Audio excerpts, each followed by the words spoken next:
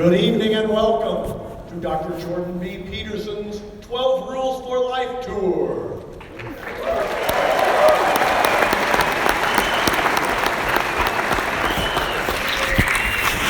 Please note, during tonight's presentation, video, audio, and flash photography is prohibited, and we have a strict zero-tolerance policy for any heckling or disruptions.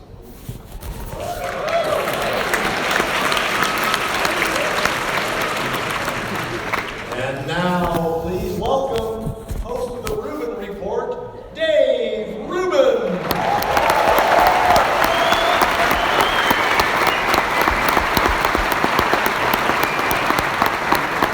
Holy cow, this is an incredible room. Thank you for that very nice welcome. You guys are way nicer than the YouTube commenters. Those people are absolutely terrible. That was really nice. Ladies and gentlemen, this is my first time in Melbourne. First time.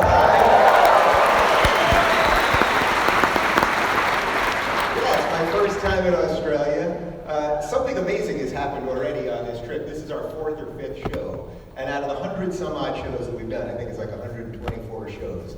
The 4 shows that we've done in Australia, all of the audiences, including you guys tonight, have applauded the no heckling announcement. What is that exactly? Is that an Australian thing? Yeah, you're like, we're for free speech, but not when Peterson's talking. Not going to do it. So we thought that we were going to get a lot of protesters tonight. What happened out there? It's a nice day. They're just tired, or they're drinking all the soy, and who knows what people are doing. Protesting Peterson, how stupid. But from what I understand, this is a very left town, right? This is a very lefty city, a lot of progressives here.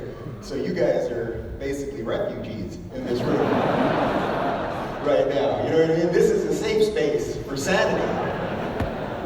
This is the right kind of safe space. We're super psyched, guys. Tonight, this is, right now, you are part of the largest live audience that we've done in over a year of this tour. There's over 5,000 people here. That's pretty awesome.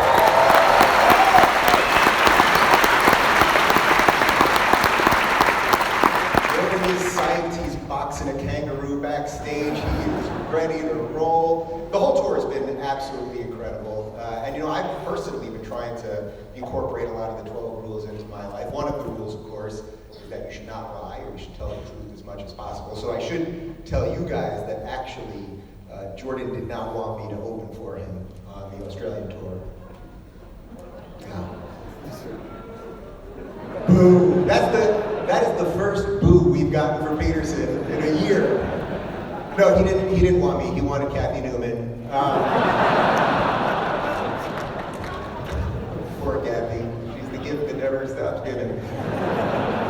Yeah, he called her. He was like, "Listen, Kathy, why don't we let bygones be bygones? The book is on fire. I'm traveling the world. Why don't you come with me? Open for me on the big 12 Rules for Life tour." And she was like, "So you're saying you want to sleep with me?"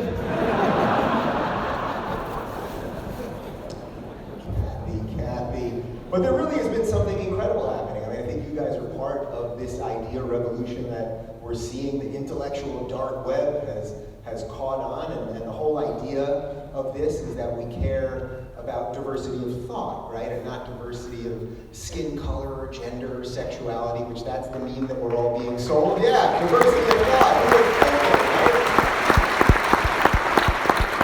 And that's what we're doing. We're having difficult discussions about important things, and we've got people all over the political map. We've got, lefties like Sam Harris. Any Sam people here? Sam? Atheism, schmatheism, forget it. All right. We got Sam people, and then we've got people on the right, like Ben Shapiro, Everyone loves Shapiro, no matter where we go. He gets huge applause, which is so wild to me that a 4'7" Orthodox Jew is like the 3rd coolest guy in the world right now. That is wild. He's actually in my pocket right now. You guys want to see him? Yeah, this whole tour has been amazing. You know that Jordan has sold 2 million copies of 12 Rules for Life in the States and 1 million internationally. It's still selling like crazy. That's over 3 million copies that is a lot of clean rooms. You know what I'm saying? Yeah. That is a lot of clean rooms. He's killing it. This thing is just getting going. I think you guys can feel it. So before I bring Jordan out, I want to do one other thing, which is when we started the tour, this was in January of last year, so we've been doing this for over a year right now. We've performed in front of hundreds of thousands of people. I think you guys can feel why there's meaning behind what's going on here. And I promise you what you're going to see tonight is different than any other show. The guy is different every single show. But the first night that we were doing this, we were in Jordan's adopted hometown of Toronto, and someone tweeted me something that I really thought kind of captured exactly why there's over 5,000 of you in this room right now. So a guy by the name of Immeasurable Matt on Twitter, he took a picture of him and his wife or his girlfriend, and he said, it's wild to be sitting in a sold-out venue with a couple thousand other people waiting to listen to Jordan Peterson and Dave Rubin when in my daily life, I act like a secret agent and tiptoe around even mentioning Jordan Peterson's name. Look around this room, guys. There's 5,000 other people here that are kind of thinking the same thing you're thinking. And I think that's pretty awesome. You feel me? Is that pretty good? Yeah. Look, a lot of revolutions are bloody. Almost all of them are. But if we do this right, if we do this idea revolution right, there won't be blood, and we will fix a lot of what is wrong with ourselves and what is wrong with the world. And the guy that I believe can do it is the guy I'm about to bring on stage. Make some noise for Dr. Jordan Peterson, everybody.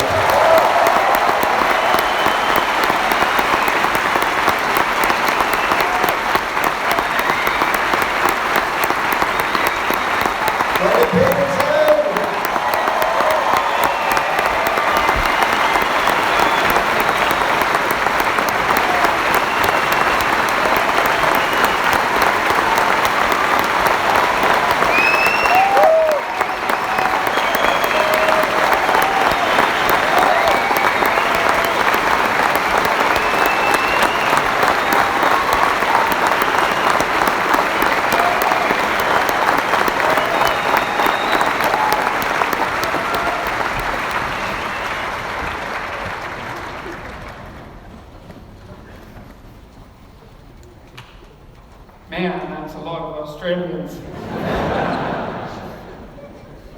Well, thank you very much for coming out. It's really quite something to see all of you here. As Dave said, this is the largest venue that we've spoken at. I had a couple of debates with Sam Harris, one in Dublin and one in London, that were in larger venues, but as far as speaking specifically about 12 rules, this is damn near twice as big as the next biggest auditorium. I think we were at the Apollo in London, and it held 3,000 people, and so that was good. But this is really something. There must be quite a dearth of things to do in Melbourne tonight. No, seriously, though. It's remarkable to see all of you come out to engage in what I believe to be fundamentally a serious conversation about psychological and philosophical and perhaps certainly ethical, perhaps even religious issues. And who would have ever guessed that there was a mass market for that, So, and apparently there is.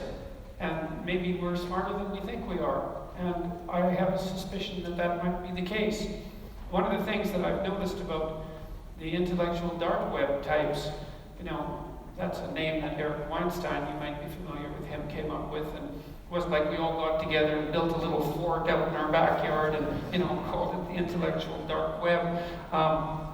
He just happened to coin the term, and a number of people were included for one reason or another. And I've spent a fair bit of time trying to understand why that coinage stuck and what it might be that united this very strangely diverse range of people. And I think it's really three things. One is that each of them, from Joe Rogan to Shapiro, the same with Sam Harris, are all people. Dave, are all people who have their independent media platforms, right? They're not part of a corporate structure. They're not beholden to anyone. They're financially independent, and they built that themselves. And so they can say what they want. And so that's kind of cool to see that happen, and to see the technology that enables online video, which is really a complex form of broadcasting, and also online podcast, which is a complex form of radio, enable that sort of independent journalism, and to see people able to not precisely exploit that, but make use of it. That's a very good thing. And I'm thinking that might be a real positive outcome of the social media revolution. I mean, there's lots of downsides. I think Twitter is a downside. It's a pretty rough platform, and the commentary on social media platforms can be pretty brutal. We really haven't figured out how to regulate it well yet, so that it's civilized. Not so that it's censored, right? Because that's a mistake. Censored and civilized aren't the same thing. Properly regulated is civilized, and we don't know how to do that. But YouTube and podcasts have opened up a huge market for intellectual material in a manner that's never really happened before. And you're also seeing this happen with audiobooks. You know, the audiobook market has absolutely exploded in the last 5 years. About a third of books sold now are audiobooks.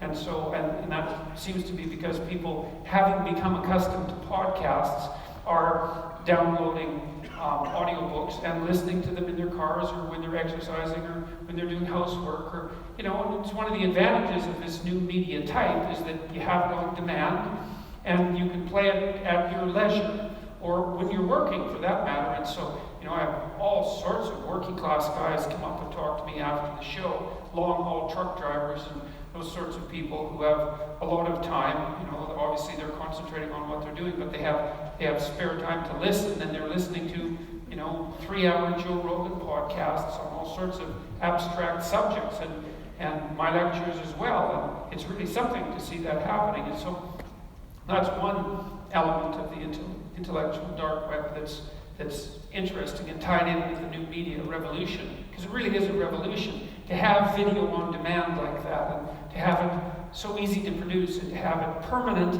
and to have it distributed everywhere in the world, and to have it subtitled in all sorts of different languages, and to have it essentially free of charge and able to be produced in a day or two. I mean, it's and then it's permanent like a book. It's really something new. And then the same with the audio version. And I do believe it may be the case that more people can, like, a lot of people are intimidated by books for all sorts of reasons. I mean, highly literate reading is a relatively rare skill. Like, it's not overwhelmingly rare, but it's relatively rare. But listening, man, people can listen, you know. And so all of a sudden this complicated information is available to people who can listen, and maybe that's 10 times as many people who are likely to read, or maybe it's 50 times as many people who are likely to read.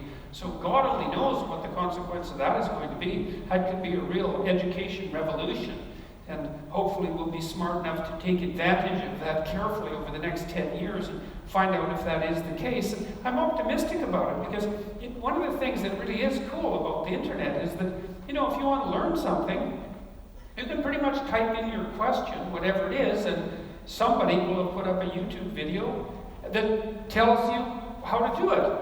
And, you know, you might have to sort through 2 or 3 of them before you find someone who's done a very high-level job of the explanation, but they've done it, and often, you know, they've run an ad maybe and monetize a little bit, but mostly I would say it's an altruistic gesture, and so that's really something.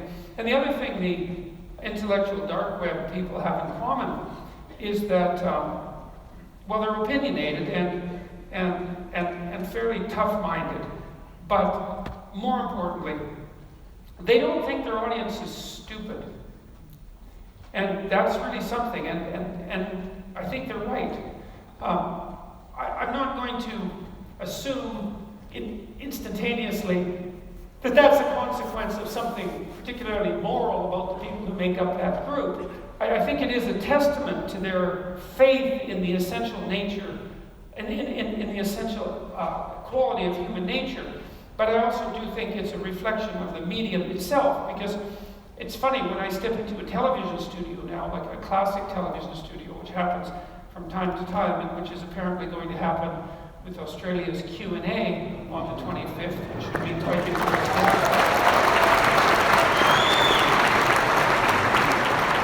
Yes, strangely enough, I'm actually looking forward to that, because I've been feeling a lot better recently, and so it'd be actually nice to have a conversation with a journalist when I wasn't feeling half dead, and to see how that goes. So it'd be nice to have a conversation at one point when I was at the top of my game, and so I don't know if I'm at the top of my game right now, but I am definitely feeling a lot better than I have for a long time. So thank God for that. Hopefully that will be reflected in some reasonable quality of discourse tonight, and perhaps a tiny bit of wit, but we'll see how that goes.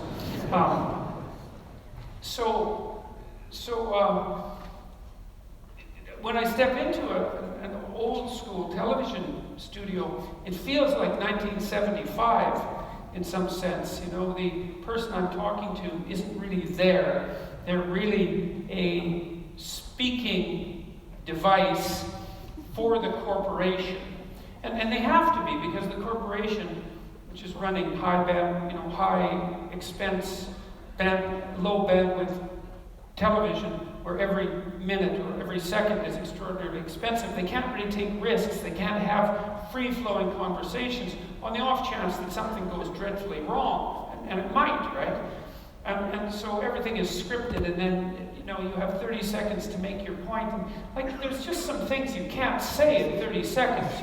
You have to compress them down to the point where they're actually foolish. It's actually foolish to try to do it, but what else do you have?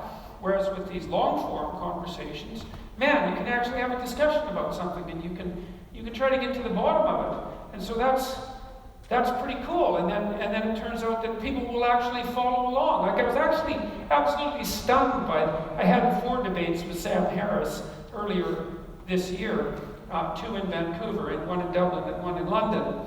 And each of them lasted about 3 hours, and we were going to do a Q&A for each of them, but as it turned out, while we were talking, we got into the conversation, and then we asked the audience to vote by clapping whether we should continue the conversation or move to the Q&A, and it was an overwhelming majority of people wanted the conversation to continue. And so basically what happened was something approximating a 12 to 15 hour continuous conversation about the relationship between facts and values, or science and religion, and that's a fairly solid philosophical discussion. And that isn't necessarily the case that Sam and I are the 2 people in the world who would be most qualified to undertake such a discussion. But we did our best, and it was a pretty high-level conversation. I mean, for me, it was approximately the level I think that would characterize a pretty decent PhD dissertation defense, and that's fairly high-level intellectual conversation, and the audience was just with us the entire time. And so that's cool, man. It could easily be that our relatively primitive initial mass communication technologies, like television, made us look a lot stupider, even to ourselves, than we actually were, because everything had to be compressed to a very short period of time. Everything had to be scripted, so it couldn't be spontaneous discussion. You couldn't assume that your audience knew anything, because maybe it was the first time they watched the show. You couldn't assume that they remembered anything, because you didn't know, like if it was a series, whether they had participated in the entire series. You had to aim at the lowest common denominator, and you couldn't assume much of an attention span. But it turns out that people have an incredible attention span. Like I was just rewatching Breaking Bad, and I don't know how many hours Breaking Bad is. It's like, there's 6 seasons, must be 60 hours, I think, something like that. And it's a continuous 60-hour movie. And that's a long movie, and it's really engrossing. And there's all sorts of other shows that are perhaps of equal complexity, and man, people have no problem with them at all, right? They just eat them up. So it turns out maybe we're not so stupid. And so that'd be nice if we weren't so stupid. And I'm kind of tired of everyone assuming that we are, just like I'm tired of everyone assuming that we're some sort of cancer on the planet, you know. I don't like that attitude about human beings. I think there's something deeply wrong about it. Something that's just kind of an interesting historical tidbit. Back in the late 1800s, there was a biologist named Thomas Huxley, and he was the famous novelist Aldous Huxley's, I think, great-grandfather, perhaps grandfather, and a very intelligent man and a very gifted family. And Huxley was a great defender of Darwin, by the way, too, and he was commissioned by the English government to do a study of oceanic resources. This was back in the 1890s. And because the English at that point were concerned to some degree that, you know, maybe it would be possible that we would overfish and cause trouble because of that. And Huxley did an exhaustive study, and he concluded that there's so much ocean and there's so much resource in the ocean that there wasn't a possibility that human beings with their rather puny technologies could ever do anything but put a small dent in the absolute overwhelming plenitude of the water that covers more than half the planet. And so that's only 130 years ago, thereabouts. That's not that long. You know, that's 2 relatively old men ago. It's not that long. And, you know, yeah, put them back to back, sort of. And so that's yesterday in some sense. And it really wasn't at all until the 1960s that we had some sense that we had developed technologically to the point where some of what we could do mechanically might start to have planetary repercussions. Say, with, you know, we saw that with air quality in cities, for example, and the denuding of the countryside, and then perhaps the overfishing in relationship to the oceans, which started to happen after World War II. But nobody had any sense, really until 1960, that, well, maybe we had to take care of things a little bit better than we were, because there was more of us. We were starting to become a force that was, to some degree, a match for nature. You know, and bloody well, thank God for that, you know, because nature was more than a match for us for a very long period of time, right? Our species has come up through epochs, eons of absolute brutal privation and difficulty and starvation and freezing temperatures and burning in the desert sun and lack of water and lack of hygienic facilities and like just hand-to-mouth suffering.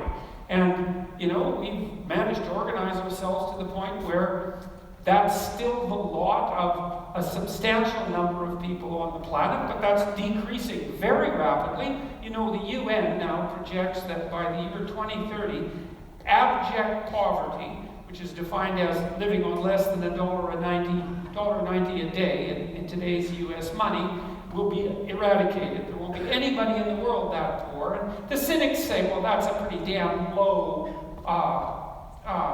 barrier, let's say, but if you double it, you also see that's decreasing very rapidly, and if you triple it, you see that's decreasing very rapidly, and you got to draw the bloody line somewhere. You know, and abject poverty is abject poverty, and the fact that it's decreased by 50% in the last 12 years, from 2000 to the year 2012, we've decreased the absolute level of abject poverty in the world by 50%. Right? It was the fastest it was the most spectacular economic miracle in the history of humankind. And, you know, you hardly ever hear about it. Hardly anyone knows about it. It's like, it's a bloody miracle. There's more middle-class people in the world now than non-middle-class people. And there are way more obese people than there are starving people. And so, that's something to celebrate, you know? I mean, it's a funny thing to celebrate, but it's quite the thing to celebrate. And the fastest growing economies in the world are in sub-Saharan Africa. And they're growing at 5 to 7% a year. So it looks like the economic miracle that's, that took place in India and in China, most of Southeast Asia, is really starting to kick in Africa. And it seems, at least in part, it's because of the collapse of the Soviet Union back in 1989 and the lack of overt pressure to have African countries pursue the most pathological possible economic doctrines that anybody could ever imagine. They just stopped doing that, has freed people up to start to become, well, if not rich, at least richer, and at least with the possibility of a continual rise upward. The child mortality rate in Africa now is the same as it was in Europe in 1952. I mean, that's really something, and longevity rates have increased tremendously in Africa. And we're kicking the slats out of some major diseases. Polio is pretty much gone. It looks like we're putting a pretty good dent in malaria. That'll do great things for Africa. I think there's a real possibility with some concerted effort that we can get rid of tuberculosis in the next 15 years or so if we made that a target. That would be something. That's an ancient scourge of mankind. We can certainly do without that. So there are intelligent people who are working hard on trying to eradicate these problems, and they're doing it successfully.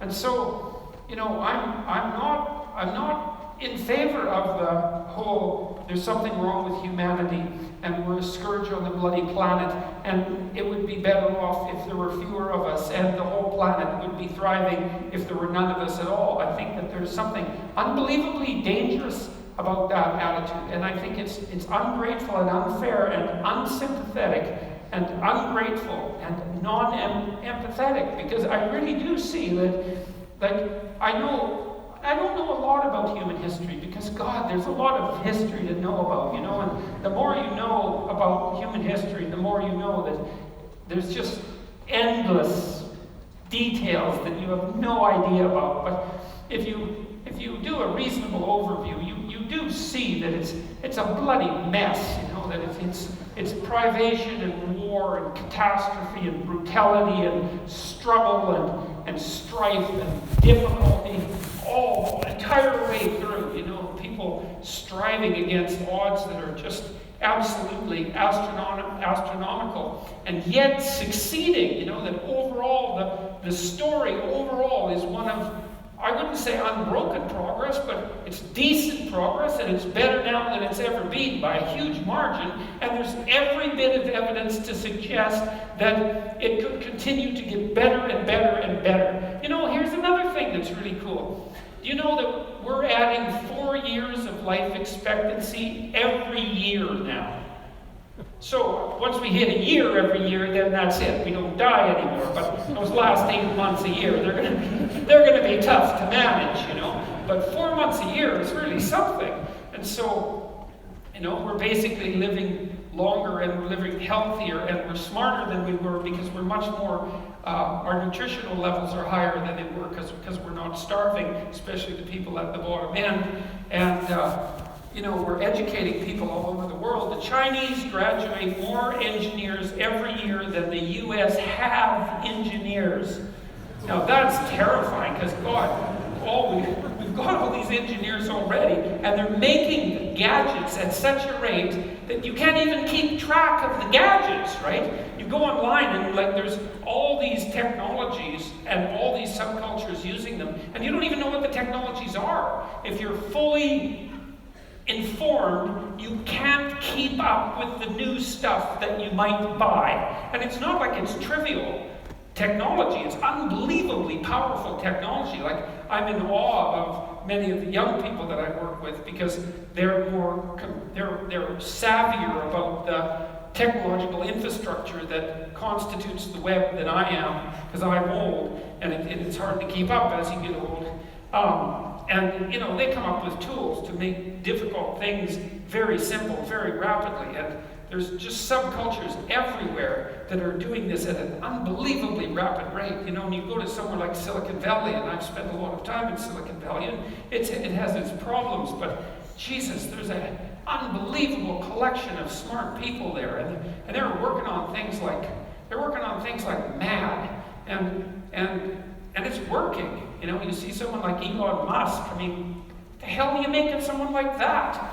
You know, I mean, what did he do? He made an electric car, which is basically impossible, and it works, which is basically impossible. And then he built an infrastructure so that you could charge the damn thing wherever you drove, and that was basically impossible. And then he made it cheap, because if you buy an electric car and you factor in the price of gas, the electric car is actually about as expensive as the gasoline car, and so that was unbelievable. Then he built a bloody rocket, which was 1/10 the price or less of a NASA rocket that you could reuse, which was impossible. And then he put one of his cars on top of the rocket, and he shot it up into space.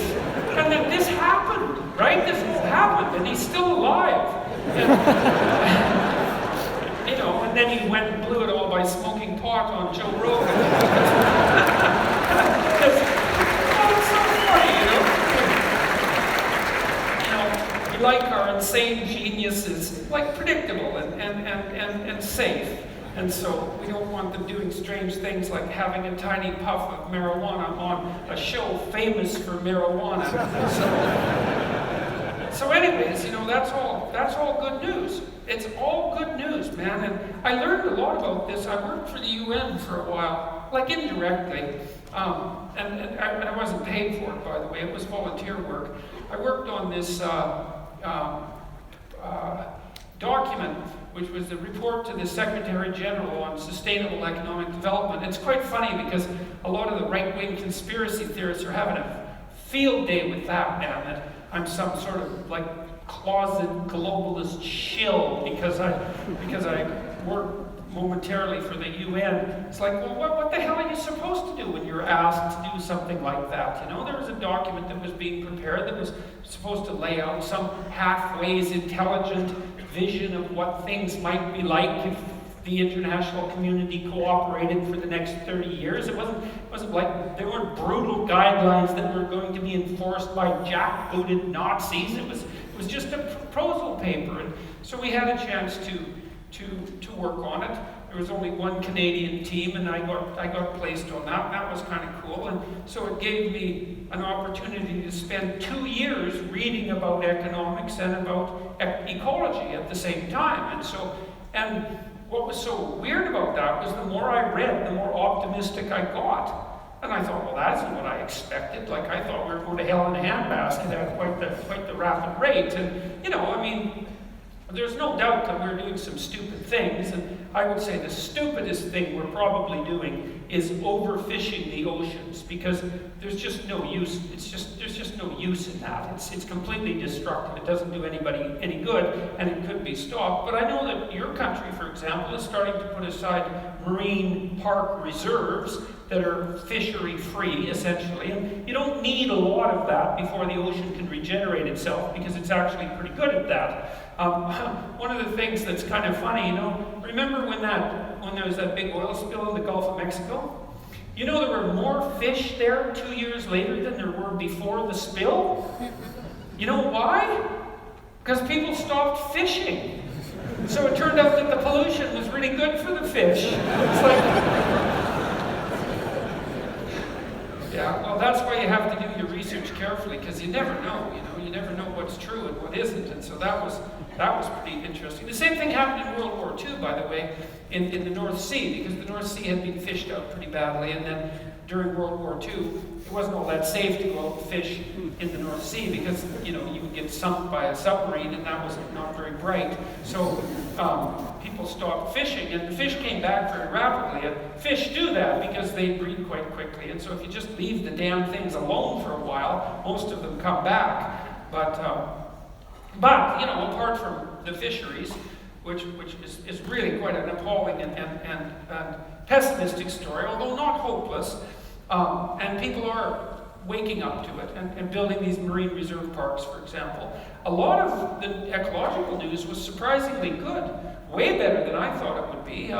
You know, so for example, there are more forests in the Northern Hemisphere than there were 100 years ago. So who would have guessed that? I wouldn't have guessed that. Partly it's because marginal farmland has returned to forest, and because we've got more effective at agriculture by a huge margin. And There are more forests in China than there were 30 years ago. And so that's something. And it turns out when people burn coal, which is, kind of polluting, they don't burn wood. So, they're going to burn something because they don't like eating raw, inedible things and freezing to death. So they're going to burn something. And it turns out that coal is actually preferable to wood. And so these things are complicated. And the ecological story looked better than I would have ever guessed. Even the overpopulation issue, ever since the 1960s, with Paul Ehrlich and the population bomb, there was this terrible pessimism that we were going to breed, like uncontrolled rats until every square inch of the world was like covered with some starving skeleton, and that was all going to happen by the year 2000, when there'd be mass starvation, and the price of commodities would have blown through the roof, and we would run out of oil, and all the commodities that we need to maintain a reasonably high standard of living. And that didn't happen. And not only did it happen, is that rates of poverty went down and rates of hunger went down, even though the population went way up. And so there are more people who are hungry now than there were 50 years ago, but there are far fewer proportion of people who are hungry, and that's really something. And so the overpopulation doom and gloomers were absolutely wrong. And we're going to peak at 9 billion. That's what it looks like. All the projections indicate something around 9 billion, and that's only 2 billion more than we have. Like, it's not nothing, it's still 2 billion people, but at the rate at which we're improving agricultural output, and with regards to efficiency of agricultural output, there's no evidence whatsoever that we're going to run out of food. And, a country like Uganda, this is quite interesting, if Uganda, which is a very big country, by the way, if it was utilized properly, it has a water table underneath it and plenty of water. If Uganda was utilized properly, it could feed all of Africa. And so it's not like we're making full use even of the agricultural capacity that we have available to us. And so we're not going to overpopulate the world and leave everybody like starving on like Easter Island with nothing but giant heads and no trees. That's not going to happen. And in fact, I have a sneaking suspicion that within 100 years, one of the biggest problems that we'll be facing is a declining population, and that will be worrisome. I mean, we won't be concerned about that at the moment, but that whole doom and gloom scenario just seems to be wrong. And there are fewer wars than there were by a large margin. The overall rates of homicidal behavior in the world have plummeted. The rates of death by terrorism over the last 50 years have plummeted. There's a lot of good news. There's way more good news than there is bad news. And there's no wars in the Western Hemisphere. There's a piece of good news. That's a remarkable thing. So, and it's been 70 years since World War II, and we've had thermonuclear weapons since then. And of course, everyone's terrified of those bloody things, and no wonder. And maybe that's for the best, because maybe we needed something to really terrify us. It's certainly possible, but even though there's always the possibility of a mistake, and there's still the possibility of a nuclear outbreak, we haven't used them, and we haven't had a third world war, and almost all of us here have lived in, what you got to think, man, comparative peace and prosperity if you compare it to any other time and place anywhere else in the world at any point in history, which is not perfect, because you're still getting old and you're still going to die, and we haven't defeated all the diseases that beset us, but God, it could be a lot worse, and we seem to be making it a lot better. And so look, this is what happened to me. When I wrote my first book, which was Maps of Meaning, I was looking at something that was really dark. It was really dark. I was interested in totalitarianism, and I'm still interested in totalitarianism. I don't care if whether it's on the left or the right. It doesn't matter to me. It's this totalizing view that's predicated on the assumption that you can take a set of a few simple axioms about the way the world is and always was, and then you can decide how society would be structured, and then you can force people into acting that way, and the utopia will come. I'm not fond of that sort of thinking. I don't think there's any evidence that it's viable, partly because the world's too complicated to manage that, and you just can't get your axioms right. And besides, things shift around on you, and even if you're right today, something's going to turn on you tomorrow, and you're going to have to update your model a bit.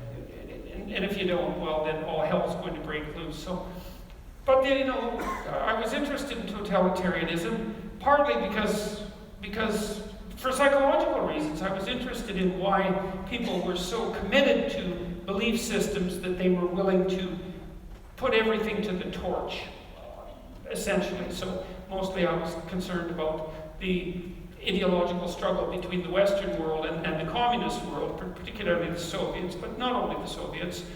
And I was curious in a sort of postmodern way, because, you know, you might say, well, you know, the Marxists, they have their viewpoint, and, you know, inequality of income distribution is a problem, and maybe things should be fairer, and maybe the fact that there are relatively poor people in the West and relatively rich people in the West is a consequence of oppression, and maybe something could be done about that. And the Western way of looking at the world is just an arbitrary set of rules, and the communist way of looking at the world is another arbitrary set of rules. Maybe you could even say that about the fascist way of looking at the world, although somehow people are much less likely to agree to that, which is quite interesting, because it means that by and large, we have come to a collective decision that there are some forms of arbitrary games, let's say, set up on axiomatic structure, that are wrong. You know, and it's a very rare person who thinks that what the Nazis did was justifiable, was right in any fundamental sense.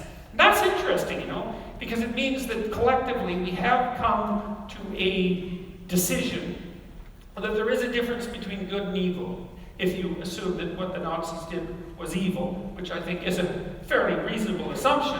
I don't know what you would do with the word evil if what happened in places like Auschwitz didn't deserve that epithet. You need some other word that was just as dark to describe what happened. So you might as well just use evil, because everybody knows what it means. So we have come to a conclusion that there are things that we shouldn't get up to, you know, and that also implies that we've come to some conclusion about what constitutes good, some general sense that whatever the opposite of what, let's say, the Nazis did, and I would say also the collectivist communists, whatever the opposite of that is, whatever that might be, that's good, and that we should be pursuing that. And so that's a good thing, because it kind of pulls us out of the moral relativistic problem. Not exactly, because it's not defined perfectly or anything, you know, to say, well, you shouldn't be a Nazi. It's like, well, it's kind of vague. You know, okay, no armbands, no goose stepping, but then what? Well, it's a complicated question to figure out how to conduct yourself so that you would be unlikely to participate in the horrors of a totalitarian ideological system if the advantages of doing so were offered to you in a realistic way. That's really the moral issue. Because, you know, if you read about Nazi Germany and you read about communist Soviet Union and China, you understand that those systems were very attractive to people, and there were reasons for that attractiveness, and that had you been there, there's a high probability that you would have been attracted by those ideas. And you can see that now, because there's a big resurgence, for example, both on the left, on the right, but I would say primarily on the left, especially in the academic world. There's a big resurgence in the same kind of ideas that inspired generations of Soviet utopians, say back in the early 1900s, when they had not so much evidence that what they were doing was absolutely bloody, pointless, and murderous, you know, and so that does separate the modern people who suggest that such things from those who believed it 100 years ago. But nonetheless, you know, the point is that those ideas are so attractive that they still resonate with people. And you have to take that seriously, because it means they probably resonate with you. And some of it is, I deal with this to some degree in chapter 1, stand up straight with your shoulders back, because it really is a discussion of hierarchies. And I actually try to make a case. I like to make a case for hierarchy. You know, the radical leftist types, the postmodernists in particular, and I put this mostly at the feet of people like Foucault. He'd be villain number one, although he was influenced heavily by Marx and his own special sense of resentment, intellectual resentment and arrogance, so which made him into a sort of perverted and malevolent and underhanded Marx, which is really something to be, because just the ordinary Marx wasn't so great. You know, and Foucault makes this fundamental case that there's no real truth, and that what passes as truth is the dominant opinion of the dominant group. And by dominant, he means those that hold the power. And so that's a hell of a pessimistic view of the world. And it's wrong. It's wrong. And it's seriously wrong. And I'm gonna lay out why it's wrong. I mean, first of all, it doesn't even work for kids. You know, if you look at how kids organize themselves on the playground, there are bullies.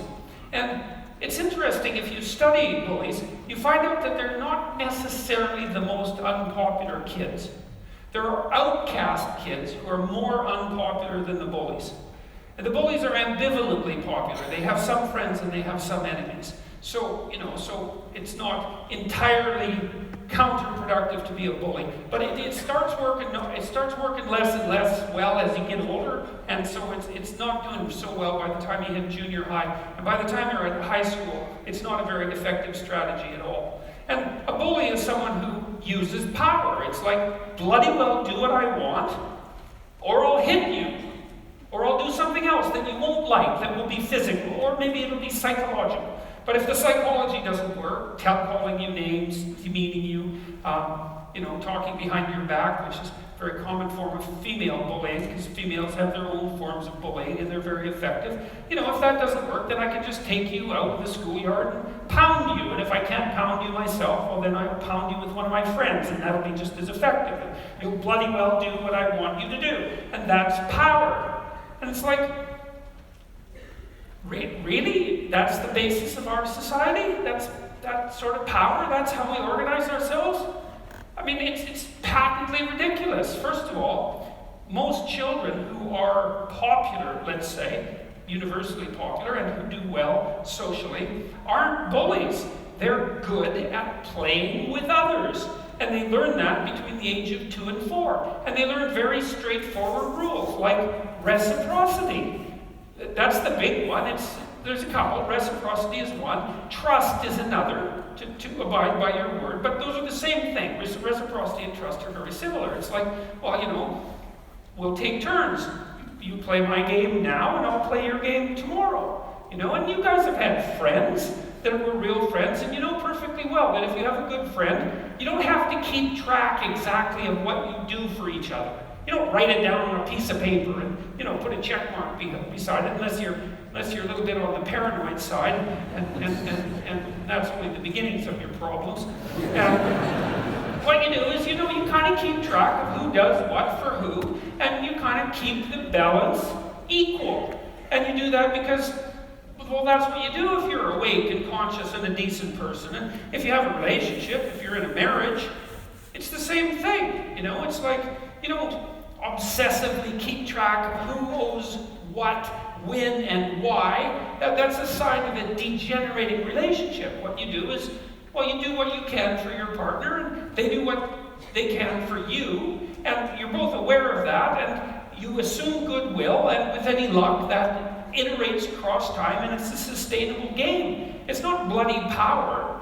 And there's nothing more miserable than being in a relationship where the rule is, do what the hell I want or suffer the consequences.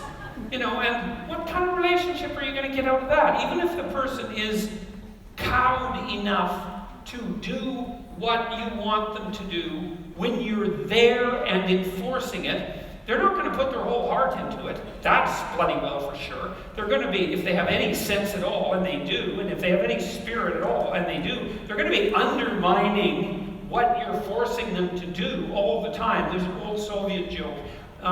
They pretend to pay us, and we pretend to work. Right, great. That's a hell of a way to run a society.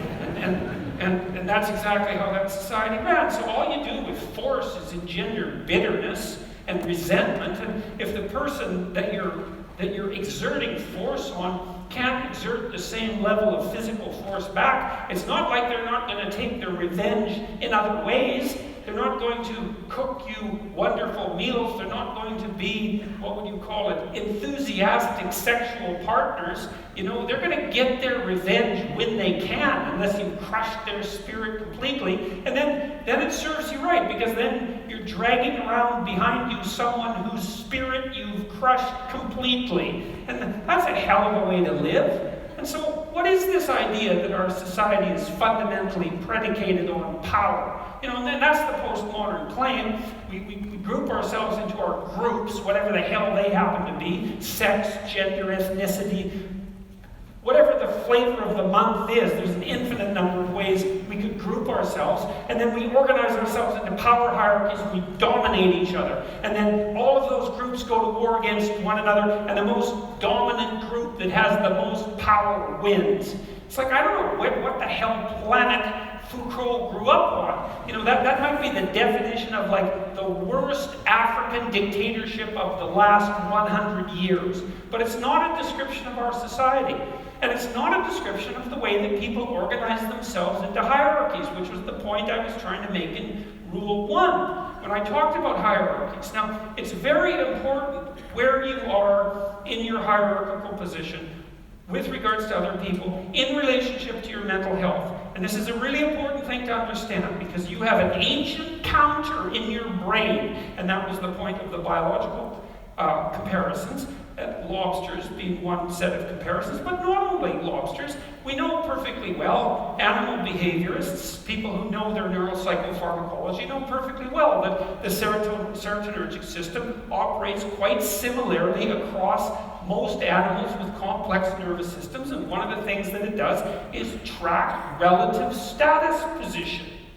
And in birds, wrens, which is another example I use, a lot of it is power. You know, a wren's a little bird. It's quite a cute bird. It sings very nicely, and you think it's harmless, but it's not. It's a vicious little character. And I used to sit in my backyard and record wren songs on my tape recorder, and the wren that lived in our backyard would dive bomb it, 4 inches away, and it was very brave of him. And he had a little nest that was up in a tree, and there were some nests that we had built, birdhouses, in the neighborhoods nearby. In the yards nearby, and he would go like half his day spent stuffing those other birdhouses with sticks, so full that no bird could get in them. It was like, this is my damn yard, which is what he was saying when he was singing so beautifully. And you better look the hell out, because if you build, I'm going to stuff your damn house with sticks, and if I see you sitting on a branch, I'm going to dive bomb you and knock you off. And that's power. And that's what wrens do, despite the fact that they're cute. And chickens do the same thing. There are pecking orders among chickens. And virtually every animal, wolf packs organize themselves into hierarchies, and chimpanzees organize themselves into hierarchies. And there are rat hierarchies. And hierarchical organization is the rule among animals that live somewhat socially. And even those who don't, that occupy the same geographical territory. There has to be some way of organizing access to relatively scarce resources that doesn't result in chronic combat. Because chronic combat, well look, you're Wren A and you're Wren B, and you decide to have it out, so you peck yourselves half to death. And you're Wren C, and so you got a little bit more patience. You just wait until those two wrens beat each other to death, and then you move in. It's like it's a stupid solution. It doesn't even work for wrens, let alone people. And so, the wrens announce their prowess, and they do that with the quality of their song and their displays, and they indicate to one another who shouldn't be messed with, and then there's a minimum of combat. combat, and you could make a pretty good case that that's power. But like, it's not like Wrens get together and build like Wren apartment houses and then go out on collective worm hunt insects, I guess, collective insect hunting expeditions and bring them all back and distribute them, or make insect farms so that there's more insects for all the Wrens. They haven't got that far, you know. They're competing in a zero-sum game. And that isn't what human beings do. We figured out how to not have zero-sum games a very, very long time ago. And it turns out that if the game you're playing isn't zero-sum, right, which means that there's only a finite number of resources and everybody has to fight to the death for them, and some are going to get the lion's share and others are going to starve. If you're not playing a zero-sum game, then you can learn to cooperate and compete in an intelligent and civilized manner, and all of a sudden, there's more than enough for everyone. Now, still, some people are going to have more than others, you know, but there's nothing. How are you going to stop that? And do you want to? Like, do you want to only know what, do you want to only be allowed to know what everyone else knows? You don't get to know anything that anyone else knows, because it's got to be equal. You want everyone to be exactly the same amount of attractive, you know, and if you averaged attractiveness overall and you only allowed each person to be as attractive as the average person, there'd be not much attractiveness left in the world. And it seems to me that would be quite the loss, you know. And strength, you're not allowed to have any additional strength or ambition or talent or let's say athletic ability. It's like, or artistic ability. I mean, aren't we kind of happy that there's massive inequality in the distribution of talent? I know it's harsh and hard, but you can't expect everybody to have every talent that there is, and it would be a hell of a sacrifice if no one got to have any talent, because it wouldn't be fair. And so I don't get the whole equality of outcome thing. It isn't going to work.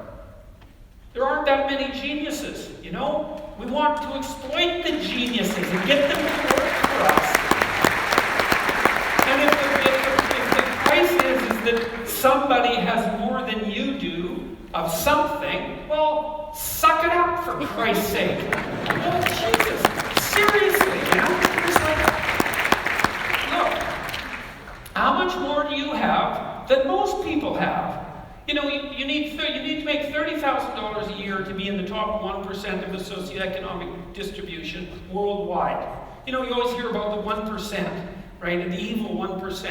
And they churn, by the way, because it's not the same people all the time. It's like all of you here are in the evil 1%. And you think, well, that's not very fair, because I was really only talking about within my country. Well, that's convenient for you.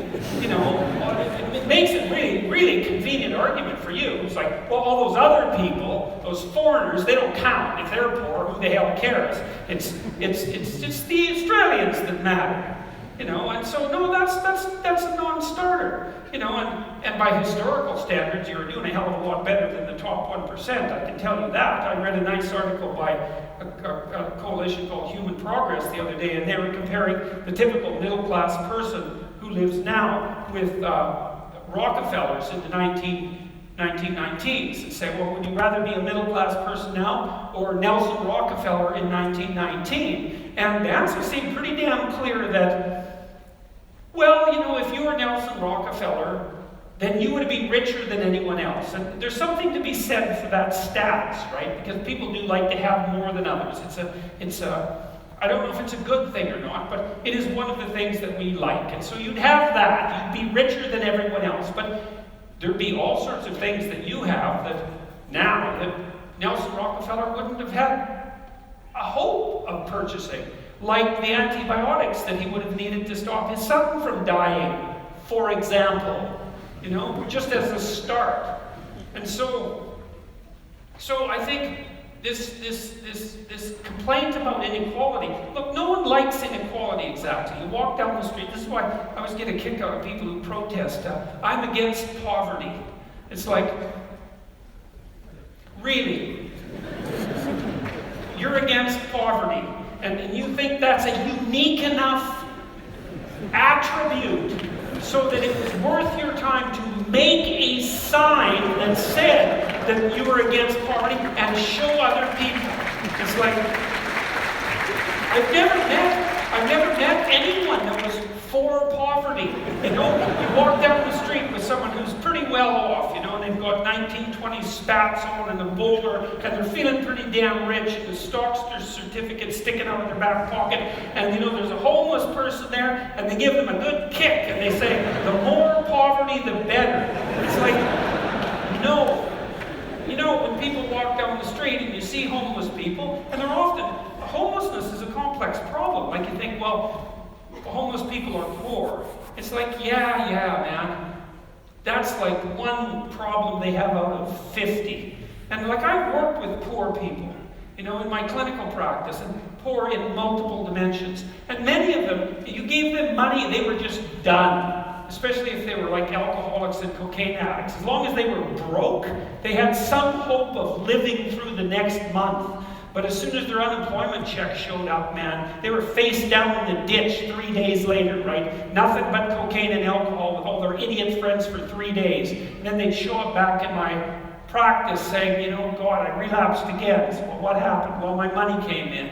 It's like, yeah, money's really going to do you a hell of a lot of good. It just kill you faster than poverty. Now, not that there's anything good about poverty, but it's not like these are simple problems. You walk down the street, you see someone who's been an alcoholic for 20 years, and maybe they're addicted to methamphetamines as well, or maybe they're schizophrenic. It's like, it isn't unequal distribution of monetary resources that is the primary cause for that problem, and it isn't going to be some sort of straightforward redistribution that's going to fix it, because it's way more complicated than that.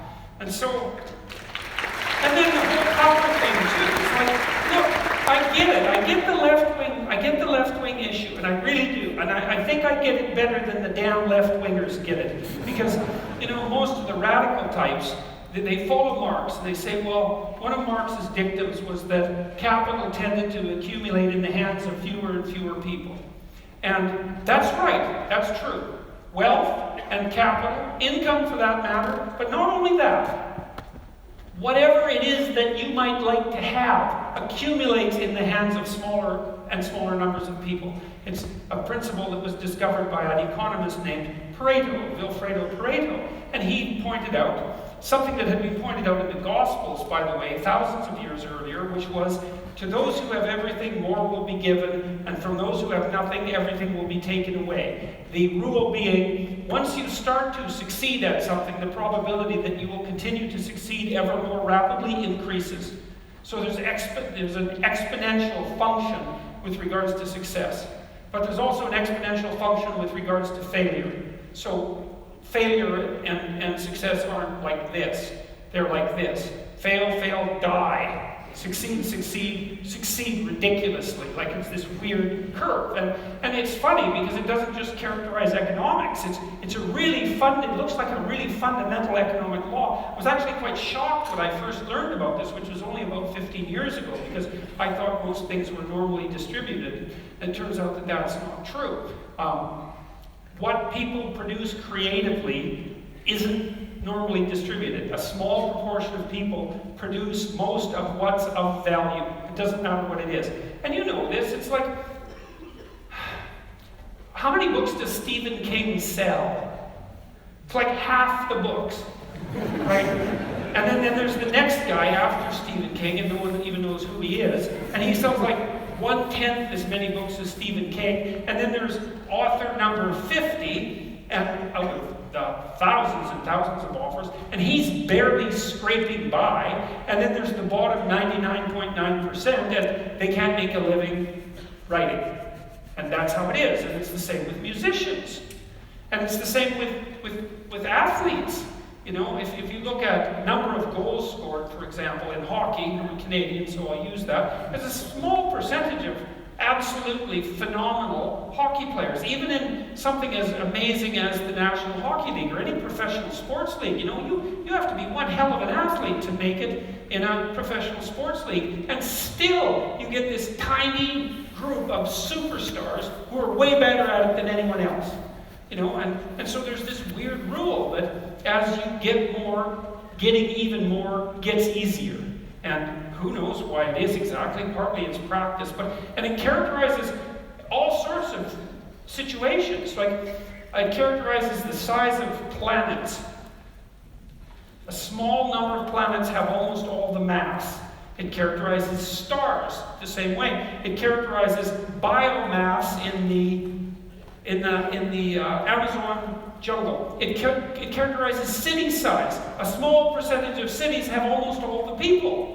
It's like, what's that? And then you go back 10,000 years, you look at a Paleolithic gravesite, and you see what people are buried with. And like, there's one guy, there's two guys there, is covered with gold, right? The gravesite is insanely rich, and everyone else has like a bone, and it's theirs, and that's it, you know? And so you analyze Paleolithic gravesites, you see exactly the same Pareto distribution. A small number of people are buried with all the wealth, and almost everyone else has none. And so it's this unbelievably deep proclivity of resources to distribute themselves unequally. And you know this too, because you play games like Monopoly, right? You've all played Monopoly. What happens when you play Monopoly?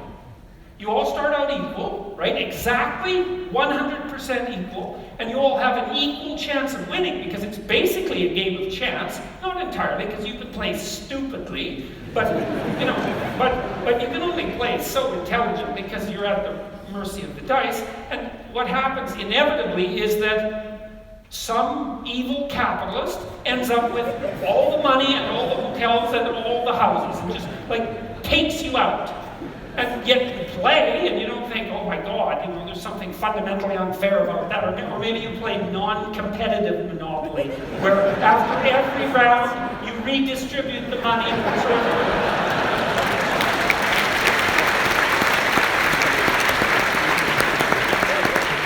Right, so there's no fun in that. And so the problem with Karl Marx, as far as I'm concerned, is that he was nowhere pessimistic enough. It's like, no, you can't blame inequality on capitalism. In fact, capitalism is pretty good at ameliorating inequality. Like, there's still plenty of inequality in capitalist societies, make no mistake about that. And you can make some claim, although it's a tricky one, that some indices of inequality have increased over the last 20 years. It depends on how you measure it, because it's complicated. Because, you know, even poorer people now have access to, well, let's say iPhones, which have more computational power than the entire system that put the Apollo 11 on the moon, which is, you know, for $600, which isn't a bad bargain. So it's not that easy. It's not that easy to do those economic calculations. But one of the things you can say about capitalism and about private property and about the idea that people have a right to what they earn and a right to what they own is that it's pretty damn good at generating wealth. And the wealth isn't equally distributed by any stretch of the imagination, but a fair bit of it goes to the bottom, and that's why we're seeing, well, a relative dearth of tremendous deprivation. And you might say, well, we want to squeeze out that last bit of inequality, and it's like, well, maybe we do, and maybe we don't. It's not so obvious. First of all, because even if we did want to, we don't know how. And we certainly do know that if there are some ways that if we go about it, then things really go to hell in a handbasket really fast. And everyone ends up equal because they're all starving and dead. You end up in a situation like Venezuela. Not that they're all starving and dead, but the average Venezuelan lost 17 pounds in the last year. And that wasn't from voluntary diet, right? And that's a very rich country. And so we do know that there are ways of ameliorating inequality that just don't work. And so it's a dangerous thing to mess with because we don't understand it. Now, you know, that doesn't mean we shouldn't try to understand it, and that also doesn't mean that the left doesn't have a point, you know. If your society becomes too unequal and too many people stack up at the bottom and they don't have an opportunity to move forward, that seems like it's bad for everyone. And so we can agree on that, and we can try to set up our hierarchies so that they're not too brutal for the people who end up at the bottom, right? That would be nice if we could be sensible and figure out how to do that. But I think we're not doing that bad a job of figuring out how to do it. We build infrastructure that everybody can use. We have universal education systems and so on. And they're not perfect, but they're far from catastrophic. and they're a hell of a lot better than they were 100 years ago. So we are making some progress on that. I think the problem with the radical leftists is that they don't take the problem of inequality seriously enough. They blame it on capitalism. It's like, sorry, that's wrong. It's a way deeper problem. It wasn't capitalism that produced inequality of gravesite wealth distribution in Paleolithic Europe 10,000 years ago. And it's not capitalism that makes some stars have all the mass, right? It's a different order of problem. And so we have to be more sophisticated than economists were 150 years ago when we talk about inequality. And when we talk about hierarchy, we also have to be more sophisticated because we have to start to understand what it means for there to be a human hierarchy and the basis upon which hierarchies actually establish themselves if they're going to be playable, iterable, civilized, productive, sustainable, voluntary. That's an important one. What are the characteristics of such things? And I think that if we use a little bit of sense, we can figure that out too. And I like to use the example of plumbers, because I actually happen to like plumbers. Partly because I don't like it when my basement is full of sewage. And that's happened once or twice. And you call a plumber, and then that doesn't happen. And I'm pleased about that. Like I'm sure most of you are, you know. And plumbers have done an awful lot for the world. And there's a big difference between a good plumber and a bad plumber. I've had 2 bad plumbers. And the first bad plumber was in Montreal, and my tap was leaking a little bit, and so he came in to fix it, and I don't know what the hell he was doing, but he was using a torch, and he was burning something, maybe taking some solder off some pipes underneath the sink, but he lit the wall on fire, which wasn't helpful because the wall wasn't on fire before he showed up. And then he forgot to shut the water off at the main pipe when he took the tap apart. And so then, apart from the fact that my wall was charred, my bathroom was completely covered with water. And then he sort of panicked and he put the thing back together, the tap back together with the washer, which was now extraordinarily damaged, and he shut it off, and he had figured out to turn the water off at the main valve by then, and he turned it back on and he left. It was like, now the wall was on fire and the floor was covered with water, and there was 5 times as much water running out of the tap. This was not an improvement. I joked with my wife that he was an anti-plumber, you know, like an anti-matter plumber. And if he ever met a real plumber on the road and shook his hand, they'd both disappear in a puff of light. So that was one plumber. And, you know, and then another plumber, we were redoing our house in Toronto, and it was the day before the drywallers were supposed to come in, and so we were working like mad. Because drywallers, like, they're fun to watch, man. They zip in, they lift up their piece of drywall, they zip it up with their screws, and they're really fast at it. And it's quite a skilled operation, but they're really fast, and they don't muck about. And so you have to be ready for the drywallers. And so this guy had redone all our pipes, PVC, plastic pipe, and you put that together with a kind of solvent, so you just put solvent on one end of the pipe, the male end, and you put it into the female end with some solvent, and they stick together, and hopefully it seals. And he said, my joints never leak. And so we tested them. We went up on this roof, 3 floors up, and filled the pipes up with water, and his joints leaked. Like 32 joints leaked, and 4 inches of water in the basement. And this was the day before the drywallers were supposed to show up. And then also we found that he had put a lot of the pipes outside of the wall where the drywall was going to be, which actually also constitutes a mistake, right? Because I don't know about your house, but my house isn't a house where there's plumbing sticking randomly out of the walls. So we had to spend the whole night redoing all the joints and cutting the pipes and, you know, putting them the way they were supposed to. And so that's a bad plumber.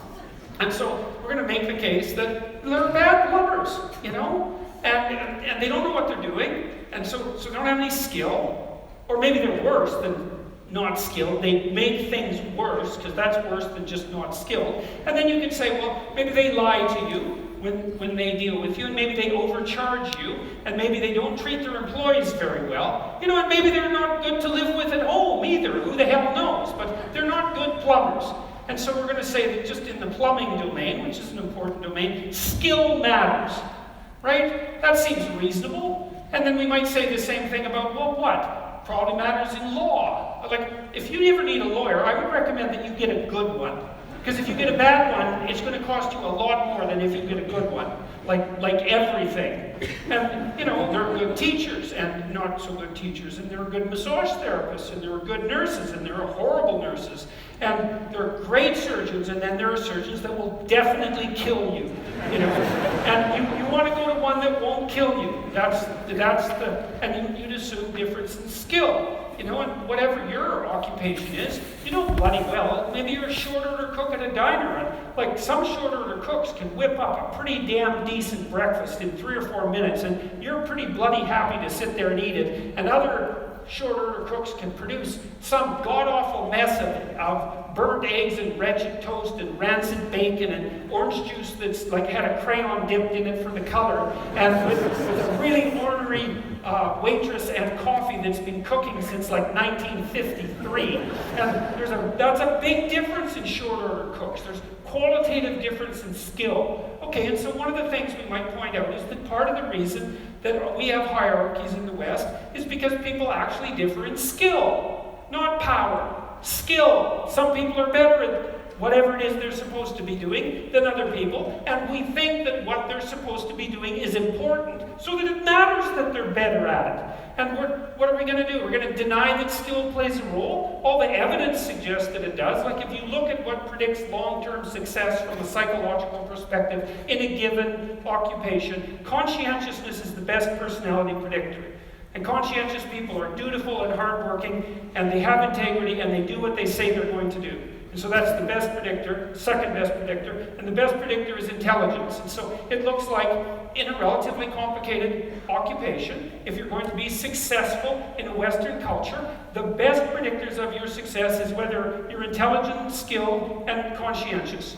And that's pretty good. Like, how else would you want it to be if you're going to set it up? And it isn't power, because agreeableness is another dimension. You can be disagreeable. Men are more disagreeable than women, by the way. And if our society was fundamentally based on power, then the most disagreeable people would be the most successful. And they're not. They're the ones that are most likely to be in prison. So the evidence just doesn't support that. And then, the other thing is you don't have, you imagine, well, our society is fundamentally an oppressive patriarchy, and everything's based on power. It's like, okay, so you need a plumber, and so what you do is you go out the street, or maybe you don't, maybe you cower at home, and these like gangs of plumbers come to your house, and they're armed to the damn teeth with their pipes, and they say, look, I don't know whether you need like some plumbing work done or not, but maybe we'll come in here and break a few things so that you do need it. But even if we're not going to do that, it's like, we're the plumbers that are going to take you out unless you call us. And so the next time the toilet overflows, man, here's the number and you better put it on your fridge. Or there's going to be hell to pay. Or, the same is the case of like gang-affiliated massage therapists. Exactly the same thing. Tattooed to the hilt, right? Armed to the teeth. And roaming the streets, making bloody sure that if you have a stiff neck, that the most powerful massage therapist is the one that you're going to call first. It's complete bloody rubbish. It's absolutely not the case. Now, it is the case that even in a hierarchy that's functional, the thing can go sideways, and it does. You get companies that get too big, they start to get corrupt. People who play politics and who are good at manipulating start to rise up the hierarchy. The structure stops performing its function, its useful function in the way that it should. It starts to degenerate, but generally then it dies. Like the typical Fortune 500 company only lasts 30 years, and the typical family fortune only 3 generations. It's not that easy to keep a functional enterprise going. You have to be awake. And so, no, it's not an oppressive patriarchy, our culture. That's wrong. It's based on competence, fundamentally, imperfect as that is. It's not like we don't make hiring mistakes. It's not like there aren't people who are foolish and blind and hire and fire based on attributes that have nothing to do with competence. But that's a sign of the deterioration of the system and the corruption of the system, and not an indication of its fundamental function. And it's also the case that, and this is partly what I tried to outline in Rule 1, which is pretty much the rule we're going to discuss today. Part of your goal, if you want to take your place in the hierarchy properly, is to be a good person. And that was the argument I was trying to make in the chapter. Not that you're supposed to be like the most brutal crustacean on the block, you know? It's so foolish. It was Kathy Newman, I think, that asked me in the UK. So you're saying that human society should be organized along the lines of lobsters. It's like, look, lady, if you're gonna insult someone, you might want to try accusing them of something, of believing something that someone somewhere believed at least once in the entire history of the human race. And not that, yes, absolutely. Lobsters for everyone, you know? What I was trying to make the case was that we have this very old system in our nervous systems, which is very old, which keeps track of where we are in hierarchies, and that regulates our emotions because of it, because it's really important to you, and you, and you, and you, if you're not completely bloody psychopathic, that you have a place in a social hierarchy, and that you're admired and respected and valued by other people. And it's so important that the neurochemical system that keeps track of that regulates your other emotions. So that if you're low on the totem pole because, well, for whatever the reason happens to be, sometimes you deserve it, sometimes it's accidental, sometimes you've been hurt. There's lots of ways that this can happen. Your serotonin levels plummet like a defeated lobster, and then you feel way more negative emotion about everything and way less positive emotion about everything. And that's absolutely dreadful. Like that's clinical depression, and it's a terrible, terrible condition. And so it's absolutely crucial that you maintain a tenable position in a hierarchy, and not one of power, but one of competence. And at least even if you're not in a position that's tenable, you're moving upward towards one that's tenable, because that at least gives you hope. You know, because maybe you're young and useless, you don't know what the hell you're doing, you're just getting started. And so you're a low man on the totem pole, but it's not like you're stuck there forever. You do some decent work. I had some kid tell me the other day, it was really nice, it was just last night, it was at a comedy show I went to here, and a lot of the comedians knew us. Dave Rubin and I went in there, and so a lot of them knew us, which was quite interesting. And one of them said, God, you know, I was in a rough shape 2 years ago. I was just getting married. I just got married, and I was nihilistic as hell and depressed and bitter, and things weren't going well for me at all. And I was unemployed, and one of my friends got me a job. And he said, I didn't really like the bloody job. I didn't want to have the job. And I was kind of dragging my ass to the work and not doing it well. And I listened to one of your lectures, and it said, look, if you haven't got anything going for you, but you have a job, don't quit your job. Whether you hate it or not, it's like, man, that's what you're hanging on to the edge of the world with your fingertips, you know? Don't let go. If you can find a better job, okay, fine. But you don't just quit, because then what? You're done. And he said, another thing that I mentioned was, why don't you just try to work as hard as you can at your damn job for like 6 weeks, right? All flat out. You know, if you work 10% longer hours, you make 40% more money. That's something worth thinking about. You know, you've got a job, maybe you show up 15 minutes early and you leave 15 minutes late. You know, and you actually work and your boss notices, because he would probably notice, and then maybe someone's going to get promoted and maybe it'll be you, because something's going to tilt the scales, and that little extra bit of work done without cynicism and resentment might be enough. Well, Well, he said he started at 21 bucks an hour, and in 6 weeks he was making $37 an hour. And it's not a king's ransom, man, but it's a hell of a lot more than zero, and it's quite a lot more than 21. He said his life had turned around substantially because he learned that he put some damn effort into it. And I'm not trying to be Joe Optimist here. Like, I know that people hit runs of bad luck, and that things can take you out of life, right? Unfortunate illnesses and betrayal, and like there's no shortage of randomness and horror that can wipe you out even if you're doing your best, but you don't have a better bloody plan than to do your best, and it tends to work a lot better than you think. And what's so interesting about the hierarchies that people set up is that that's how they're set up. They're not set up on power.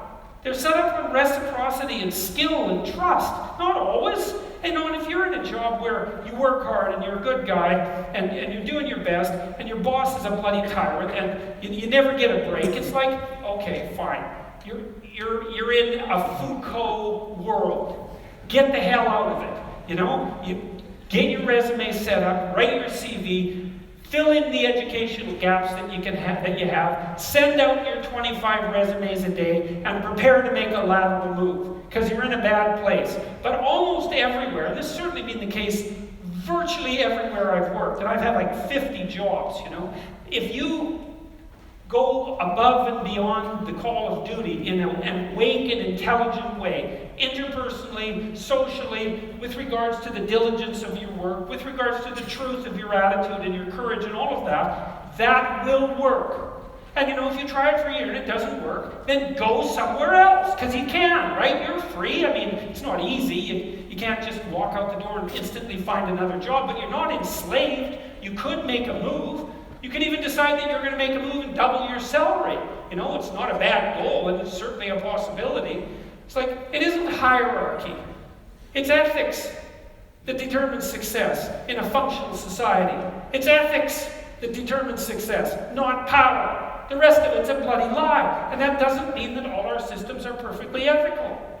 You got to be awake. If you're in a system, there's going to be some corruption in it. Part of what you're supposed to do is keep your damn eyes open for the corruption and your mouth speaking truth, so when the corruption starts to take root, you object to it so the whole damn system doesn't turn into a pathological power play. And that's part of your ethical responsibility as a conscious being, an ethical being, a religious being for that matter, and a citizen, And you're charged with that. That's why you vote. That's why you're the cornerstone of your state, man. You're the what would you call it? You're the wellspring of the ethical actions that replenish the dying world. That's what you are.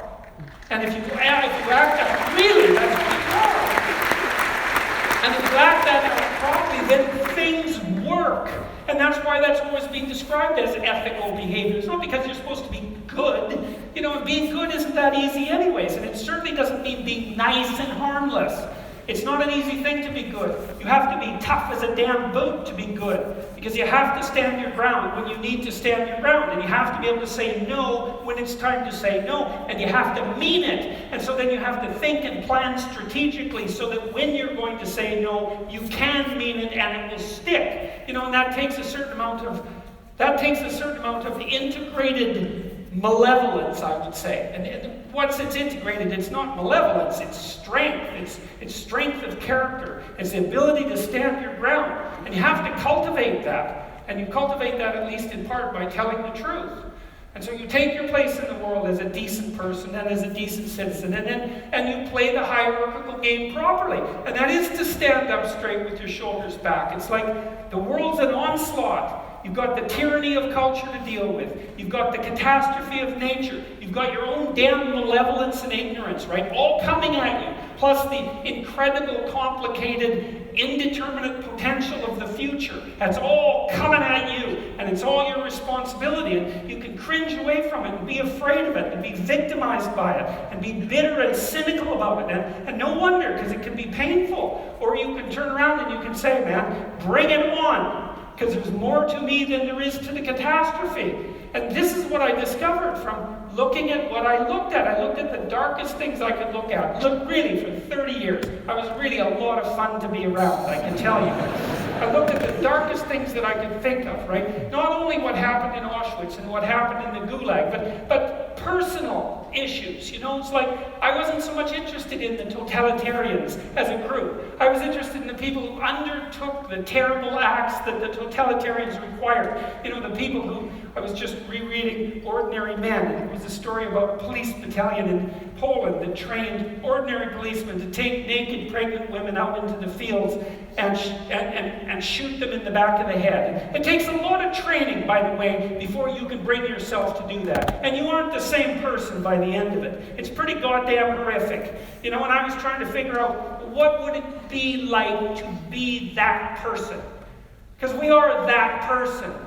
And then what would it be like to not be that person, right? To refuse to do that, to not participate in that. You know, and what I discovered by making that totalitarian proclivity personal was that there's more to us than there is to the horror. You know, bad as nature is, bent on our destruction, bad as culture is, tyrannical and bloody back as far as you can look, as malevolent as you are in the darkest part of your heart, and that's plenty malevolent, the possibility that's within you that can well up, the courage and the truth and the ability and the skill and the willingness to set things right, if you are willing to set them right, is more powerful than all of that. And so it's so interesting. It was proof for me of an old saying I read from Carl Jung. It's an alchemical motif in Stir Qualinus Inventur, which is what you most want to be found will be found where you least want to look, essentially. And it's so interesting because it means that if you're willing to turn around and to stand up, and stand up straight and face the darkness like fully, what you discover at the darkest part is the brightest light. And that's something that's so much worth discovering, because there's going to be terrible darkness in your life. And it's going to make you cynical and bitter. And it could easily be that you're just not looking at it enough. Because if you looked at it enough, and you didn't shy away, and you brought everything you had to bear on it, you'd find that there was more to you than there was to the horror. You know, I watched my father-in-law. And you know, you go that way because you're not bringing your A game to the table with all that cynicism and bitterness and resentment and willful blindness and avoidance. Maybe you're playing at 60%. It's not good enough. Because if there's too much of what's bad for 60% to be good enough, it's like you need 90% or 95% or 100%. When about 15, 20 years ago, my mother-in-law developed frontal temporal dementia, which I wouldn't recommend. You know, it's one of those degenerative neurological diseases like Alzheimer's, and those bloody things are like they're in the top echelon of awful. You know, you watch a person deteriorate before your eyes. It's a lengthy, lengthy death. And it was slow. And her husband, he lived in this little town that I grew up in, about 3,000 people. He was quite a character, man. Everybody knew him. And I bought him a Foghorn Leghorn t-shirt once, because that's kind of what he was like. He was loud and sort of bombastic, but he stood up straight, I can tell you. And he played the fool a little bit, mostly for the amusement of people, but he was no damn fool. And I always admired him and liked him, and the feeling was mutual, thank God, since I married his daughter. And, you know, he drank a lot with his crazy friends up in northern Alberta. He wasn't at home a lot because he was working a lot. And you know, he was kind of a party animal about town, but a good businessman and a good man. And then his wife got sick, and they moved to another town. And, you know, he took care of her for like 15 years. It was unbelievable. As she deteriorated, you know, and she got more desperate to have him around. Her love for him never went away. Even as she lost herself almost completely, she would always light up when he came into the room, you know, and he took care of her right till within weeks of her death. He had to finally put her in an old folks' home because he was no longer strong enough to lift her up from the chair. And we interacted with him a lot. because we were trying to help him figure out how to cope. And we had signs put up in the house, electronic signs that would tell her when he was leaving so that she would know where he went. And we had recordings in the bathroom so that she knew what to do when she went into the bathroom. And we tried to do everything we could to not make this absolutely bloody, atrocious experience complete hell. And he participated the whole way. And it was really something to see. It was really...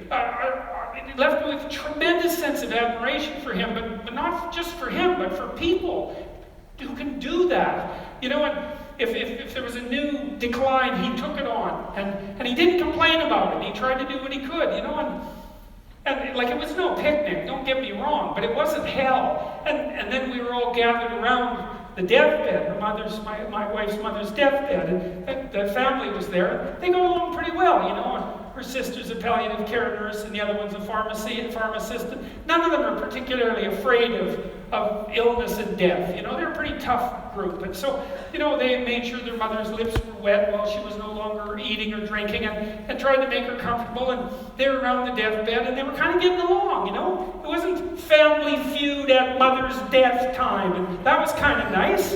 And she died, and that was that. But it wasn't just that, because the fact that the family had coped with it well and nobly and honorably, I would say, brought them together. They were closer afterwards than they were before. And they all had more respect for their father. And then in the old folks' home, he met another woman who had a husband there who had Alzheimer's. And they got to know each other, and he died after a while, and she died after a while. And then a few months later, they started going out. And then eventually they had a relationship, and now they live together. And so he gained something. Like, it wasn't that he replaced what he lost, you know what I mean? Because he still has pictures of his wife up in his house, and she was the love of his life, and that's not going away. But, his family respected him more, and everybody pulled together more, and it wasn't hell at the deathbed, it was just tragedy, and the family pulled together more. And that was a good example of how you can extract at least a certain amount of light out of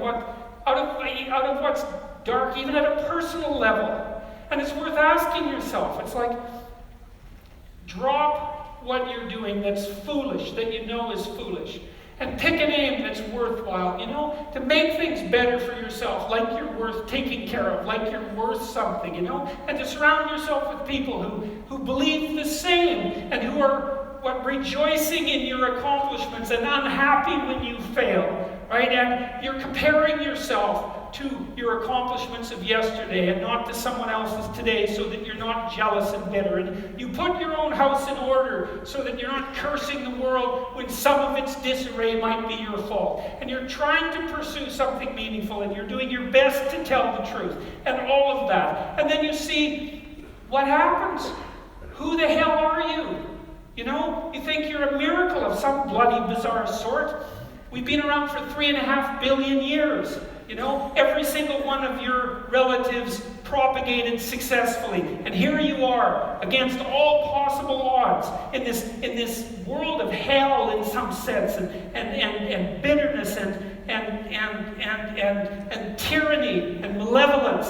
And yet, God only knows what's inside you, this capacity for consciousness, the capacity to confront potential and to turn it into something good. That's us, man. That's the Western story. That's the individual as the cornerstone of the state. That's our responsibility, and it really is who we are. And so we need to know that, and we need to remember it, and we need to act it out. And then maybe we can see what we can do about it, and see how good we can make things. And maybe that would be the purpose of your damn life, right? Not to be happy. It's like, there's problems to be solved. Be happy after you solve the goddamn things, right?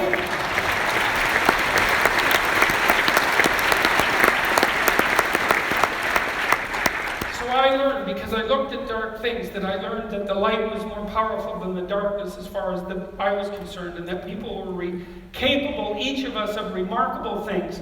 And that we need to know that that's what we are. We're this consciousness that confronts potential with all its catastrophe. That's what we are. That's what makes us in the image of God. That's what gives us our intrinsic value. And that idea that we have intrinsic value. That's the bedrock presupposition of our state. We're going to question that, or we're going to live it out. Better to live it out. Find out who you are. Thank you very much.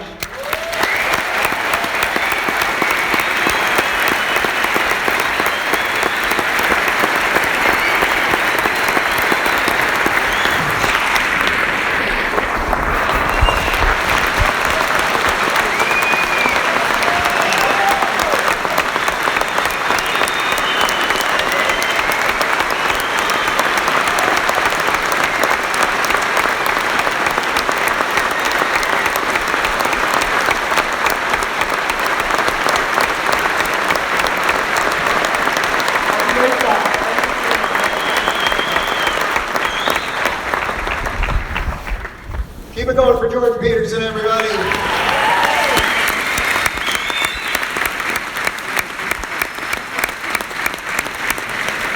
know, I'm honestly not sure if people believe it, but every single show we've done, 120 odd some shows, Jordan is different every night, and I honestly think that might have been the best he's been this entire tour.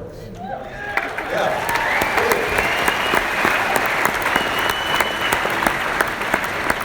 I mean, that ending, like, if you guys don't get your shit together at this point, I don't know what to do with you. All right, we're gonna do a little Q&A with you guys. You submitted a ton of questions here. This is actually Jordan's computer, and I have the password these days. He's logged into Twitter. I could end it all tonight. Tremendous amount of power. But no, I'm not going to do it. Make some noise for Dr. Peterson, everybody.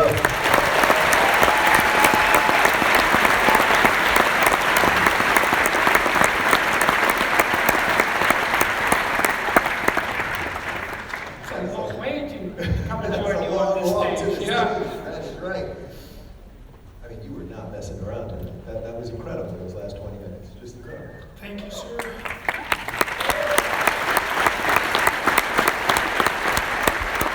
We're going to try to plow through as many questions as we can, all right? Okay. All right, here we go. I thought this was the most important one that I saw. It got 73 upvotes, which was the most tonight. Do you think Joe Rogan is as deep and sophisticated as he seems, or is he just a stoner?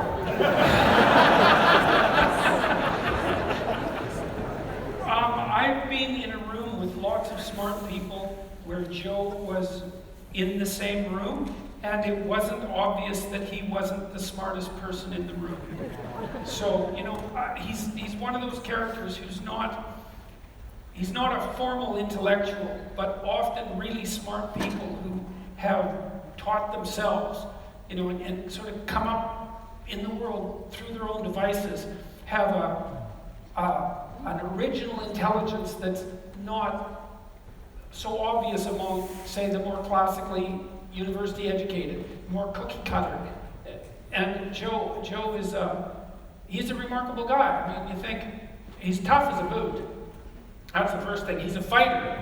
That takes a lot of bravery. He's damn funny, like pro level funny. And often viciously funny. The thing he did on the Kardashians, that was just, man, I just couldn't believe that he would go that far. It was just, my jaw just kept opening more and more as he became more and more, like he was this like, what gargoyle on a bedpost, right? Whispering in Jenner's ear. Yeah, God, very politically incorrect, very funny.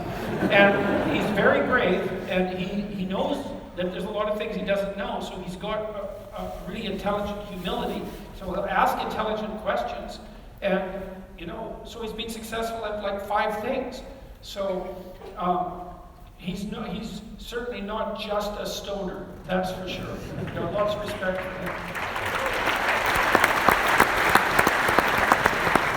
The quick follow-up on that, obviously, is will 2 of us smoke a blunt on stage? Do you have one? Sure, it could be arranged. No, probably that wouldn't be. I think it's still illegal here, isn't it? Yes, it is. Yes, it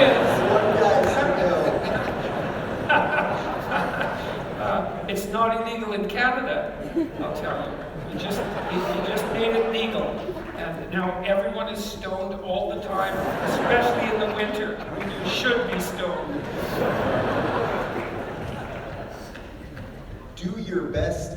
Aussie accent saying, "Good day, mate"?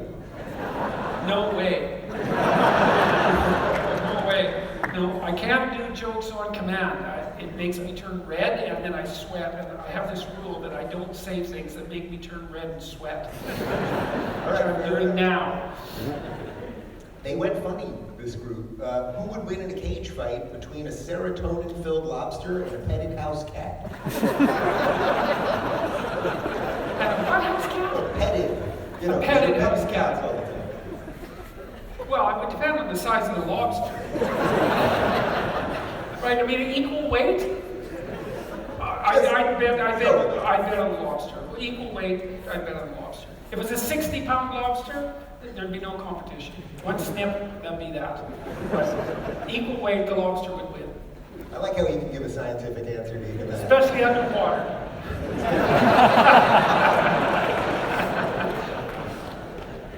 This is a good one. What does the B in Jordan B. Peterson stand for? It stands for Barent. And it's a Norwegian name. And it means bear. And not the naked kind, the other kind.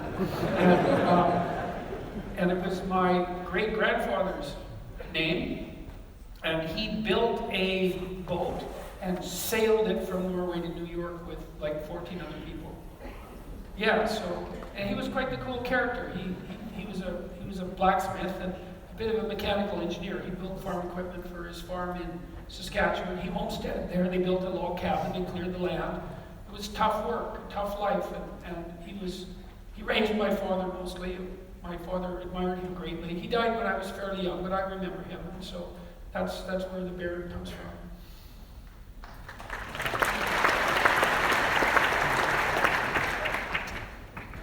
You're stuck on an island, and you can only bring 3 things. What are they? Well, a power boat with a lot of gas. Peterson! 3 things. Well, an axe, like obviously. You definitely need an axe. A knife, that would be good. Knife, axe, flint.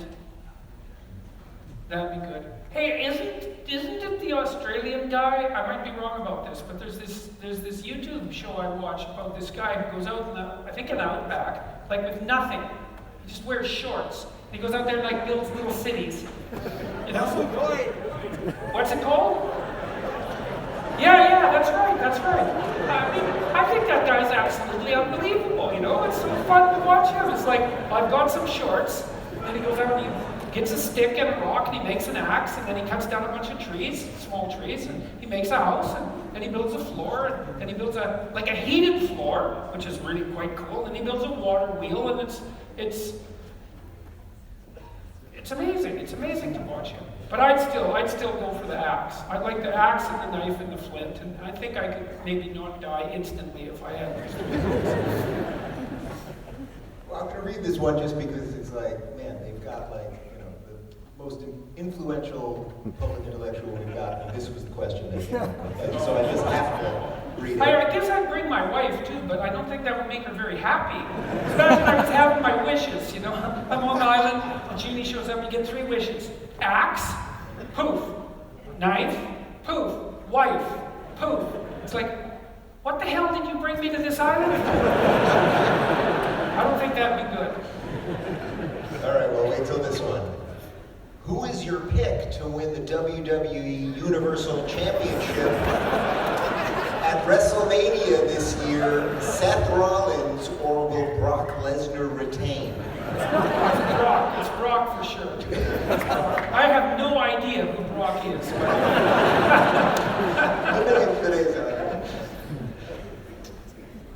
All right, let's shift gears a little bit. How many upvotes did that question get? That one got 12. 12. It's like 12. That's really what 12 of you wanted to know. You don't want to know how many you're asking what kind of underwear you wear. All right, I'll tell you what kind of underwear I wear. I've never done this before. All right, do it. You can do But it. it's funny. My wife bought me underwear with moose on them. Canadian thing, like underwear. Not underwear. Like underwear with moose. And so I just couldn't believe she bought me these. And they're actually quite nice, which I also can't believe, because I don't understand how red underwear covered with moose can also be nice. But as far as underwear go, they beat the hell out of tidy whities. Says the guy wearing a blue tie with lobsters on it. Hey, well, I keep getting these as gifts, man. You can't believe how much lobster-themed clothing this is.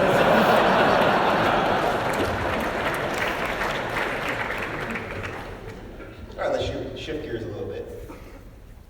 Has the sudden rise to fame overinflated your ego? And if so, how do you regulate it? Oh, I'm married.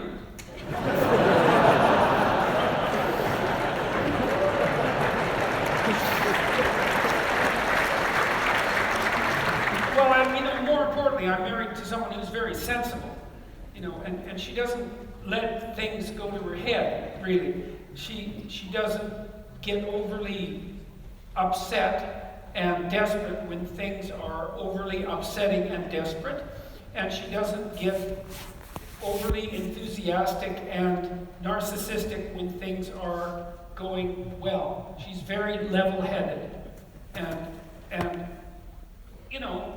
we've been through a lot. We're not kids, my wife and I. We're both damn near 60, and we've had our kids, and we have grandkids, and we've traveled all over the world and met all sorts of people and done all sorts of things. And so, we're reasonably sensible, and to the degree that we're not, we sort of butt up against each other and try to make ourselves slightly more sensible than we are. And so that's helpful. And also over the last couple of years, I've had people, I've been watching very carefully because, well, especially for the first year and a half, because I was always one utterance away from complete bloody disaster.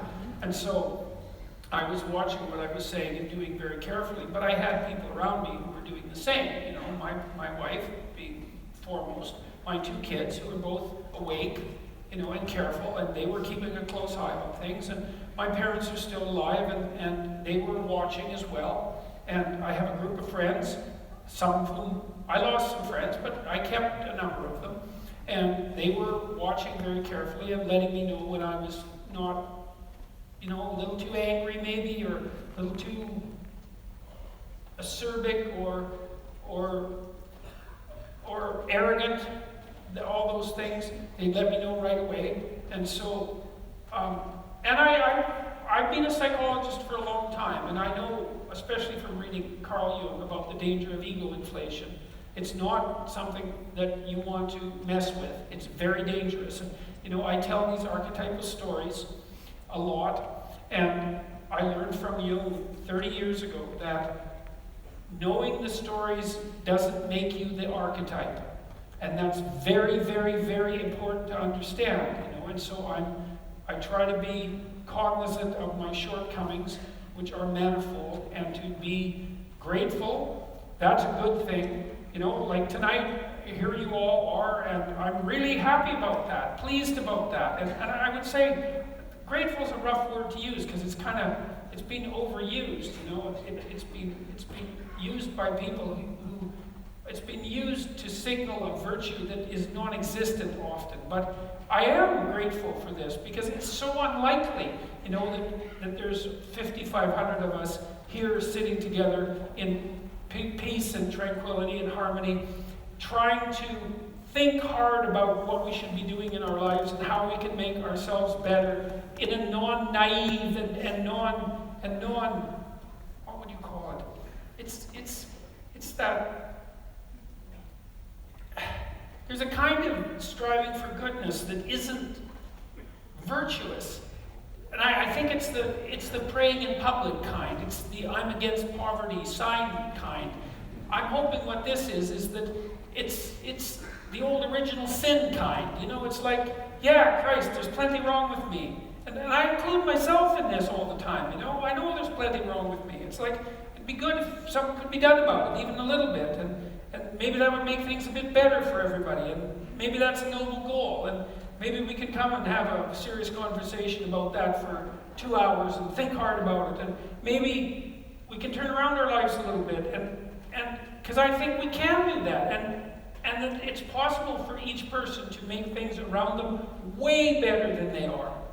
You know, not always, because sometimes you're in such a dire goddamn situation that basically all you've got is a hope for slightly less hell, you know. But man, you can make a huge difference in your life to take care of yourself properly, and a huge difference in your family's life, and a huge difference in your community's life. And it would be so good if we could. People wonder, well, what's the meaning of life? Like, what's it all about? What justifies the suffering and the misery and all of that? It's like, well, that's what justifies it. It's like you put yourself up against that. You think, okay, with all of this pushing against me, how much can I push back? Could I move the horror an inch back with all the strength that I have at my disposal? Man, and the answer to that is, yeah, you can. It makes you better with regards to yourself, but it also makes the world a better place. And so, you know, more of that. And you don't want to be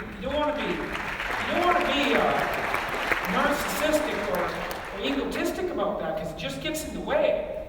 You know, and one of the things I learned from Solzhenitsyn, this was unbelievably useful, man. This is a pronoun thing. About 30 years ago, I came across this website that had been produced by this guy who was a paranoid schizophrenic. And he was an aerospace engineer in England, and he was no fool. He's a real genius. He put together a really interesting site. And he had this delusion, he had developed this delusion that he was the center of the world. And he had this really complicated explanation, because he lived in the geographic center of England, and he thought of England as the center of the word, that it spread around the world. And he lived right in the middle of the town that was in the geographic center. And so his schizophrenic fantasy had put him at the center of the world, the center. And he made a very elaborate webpage about all of this.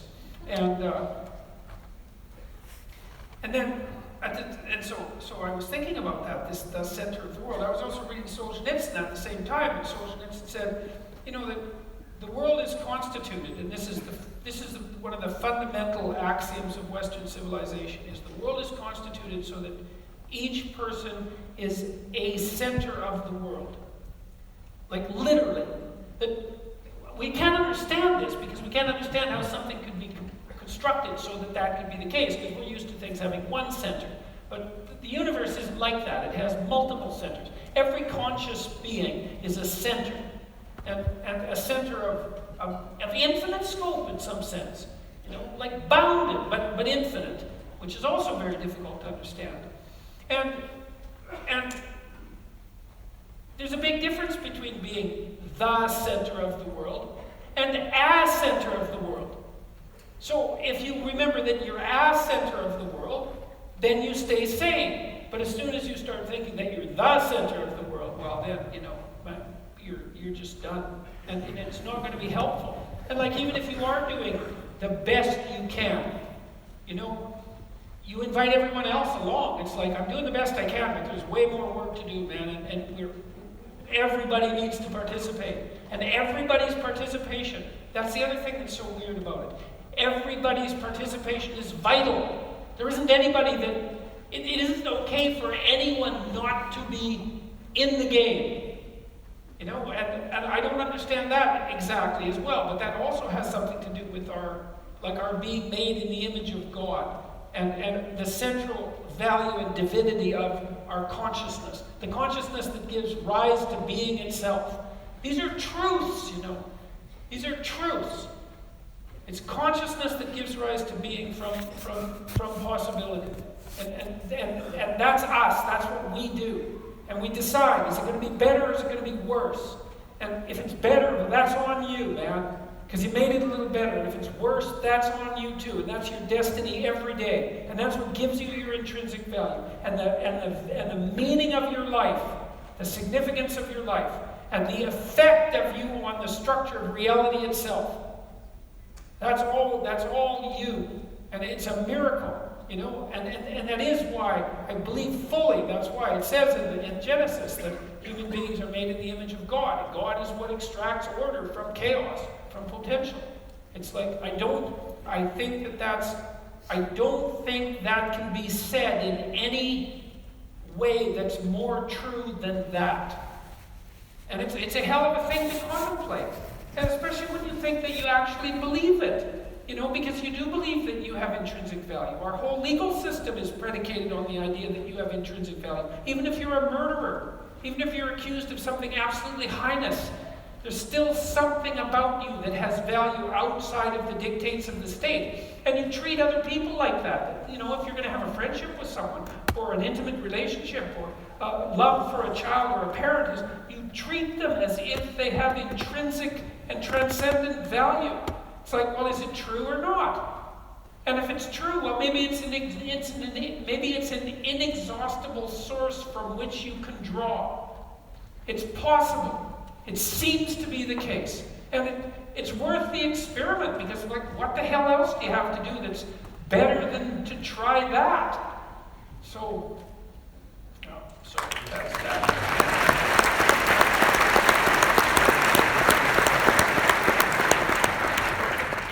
Here's a segue. Will you run for Prime Minister of Australia? People ask me that in different places. I've talked to lots of politicians, and I'm talking to more of them all the time. And I'm not interested in politics so much. I don't think I have the temperament for it, to tell you the truth, because I don't really think I can take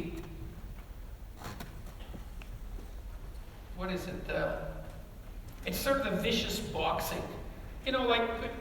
I have a reputation, I guess, of enjoying conflict, but I don't enjoy conflict at all. It really bothers me, actually. But I don't shy away from it either, and that's because I know that sometimes, and this is what I've learned from being a clinical psychologist in part, a serious clinical psychologist, is like, if I walk into a room and there's trouble, I'm not going to pretend that the trouble isn't there.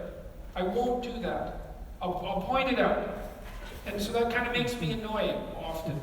But I can't stand it if I can see it and everyone's pretending. There's an elephant under the carpet and everyone is shifting in their chairs as the elephant moves, and they're all smiling away stupidly as if everything's okay. It's like, I'm not doing that.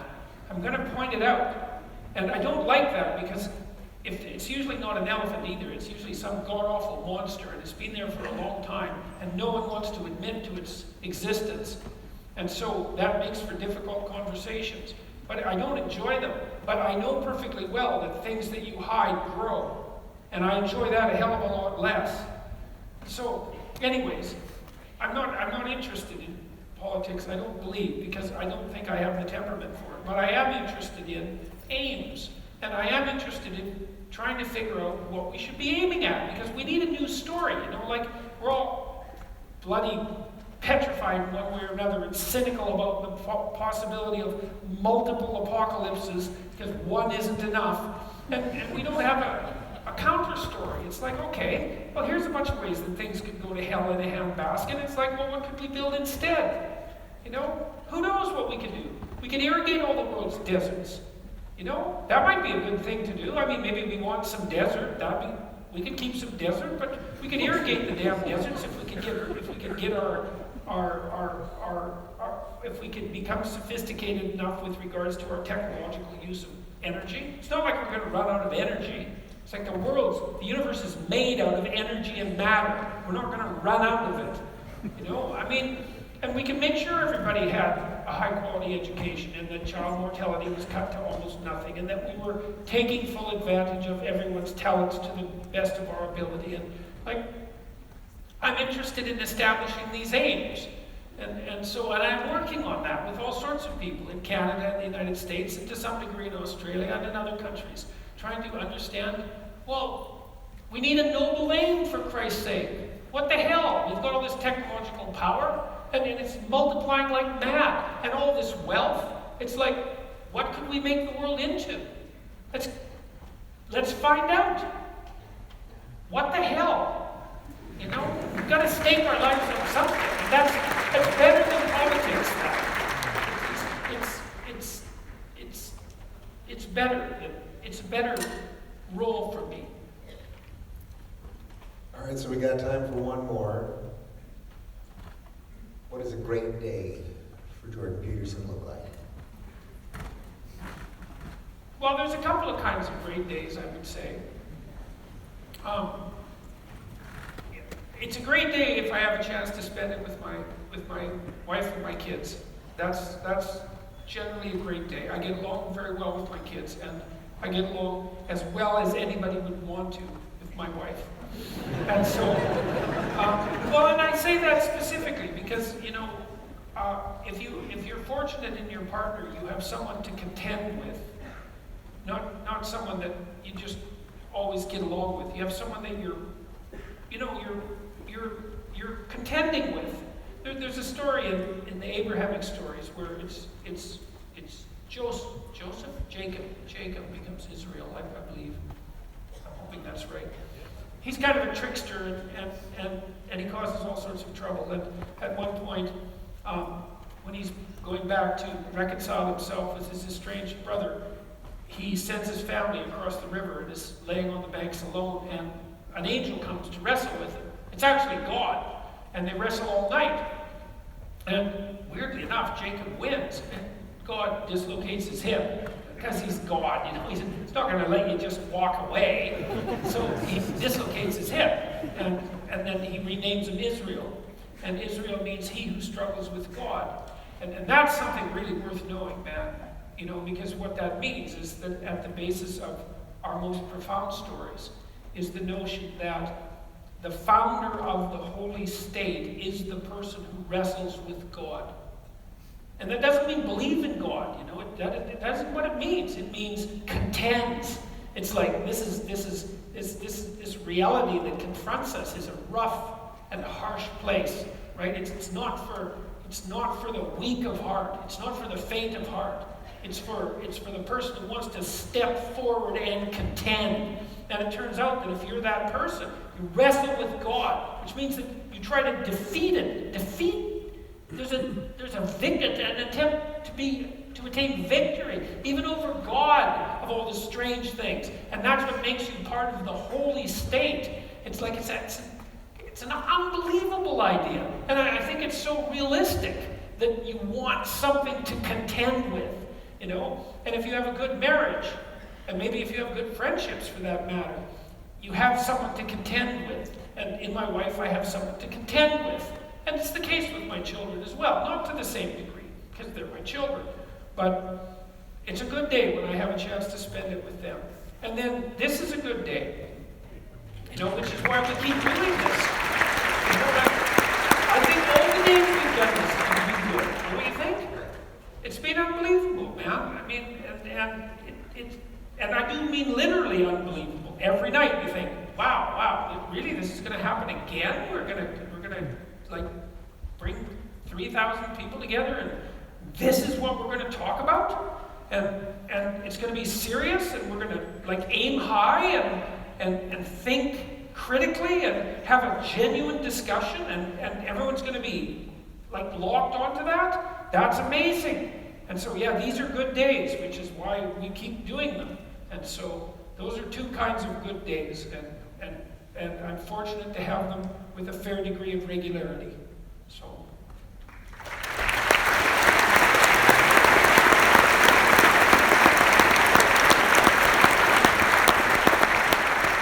Well, that right there is how you circle up a show. So I'm going to get out of the way and make some noise for Dr. Jordan Peterson, everybody.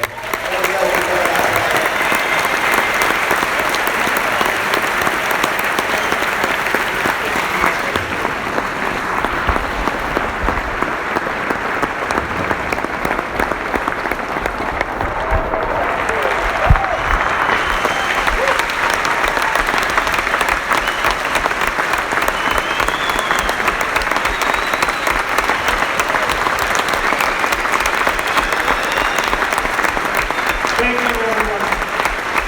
Much appreciated. Very good of you to take the time to come out tonight. It was a great pleasure to be here at Melbourne. And I'll be back, I guess, in 2 weeks.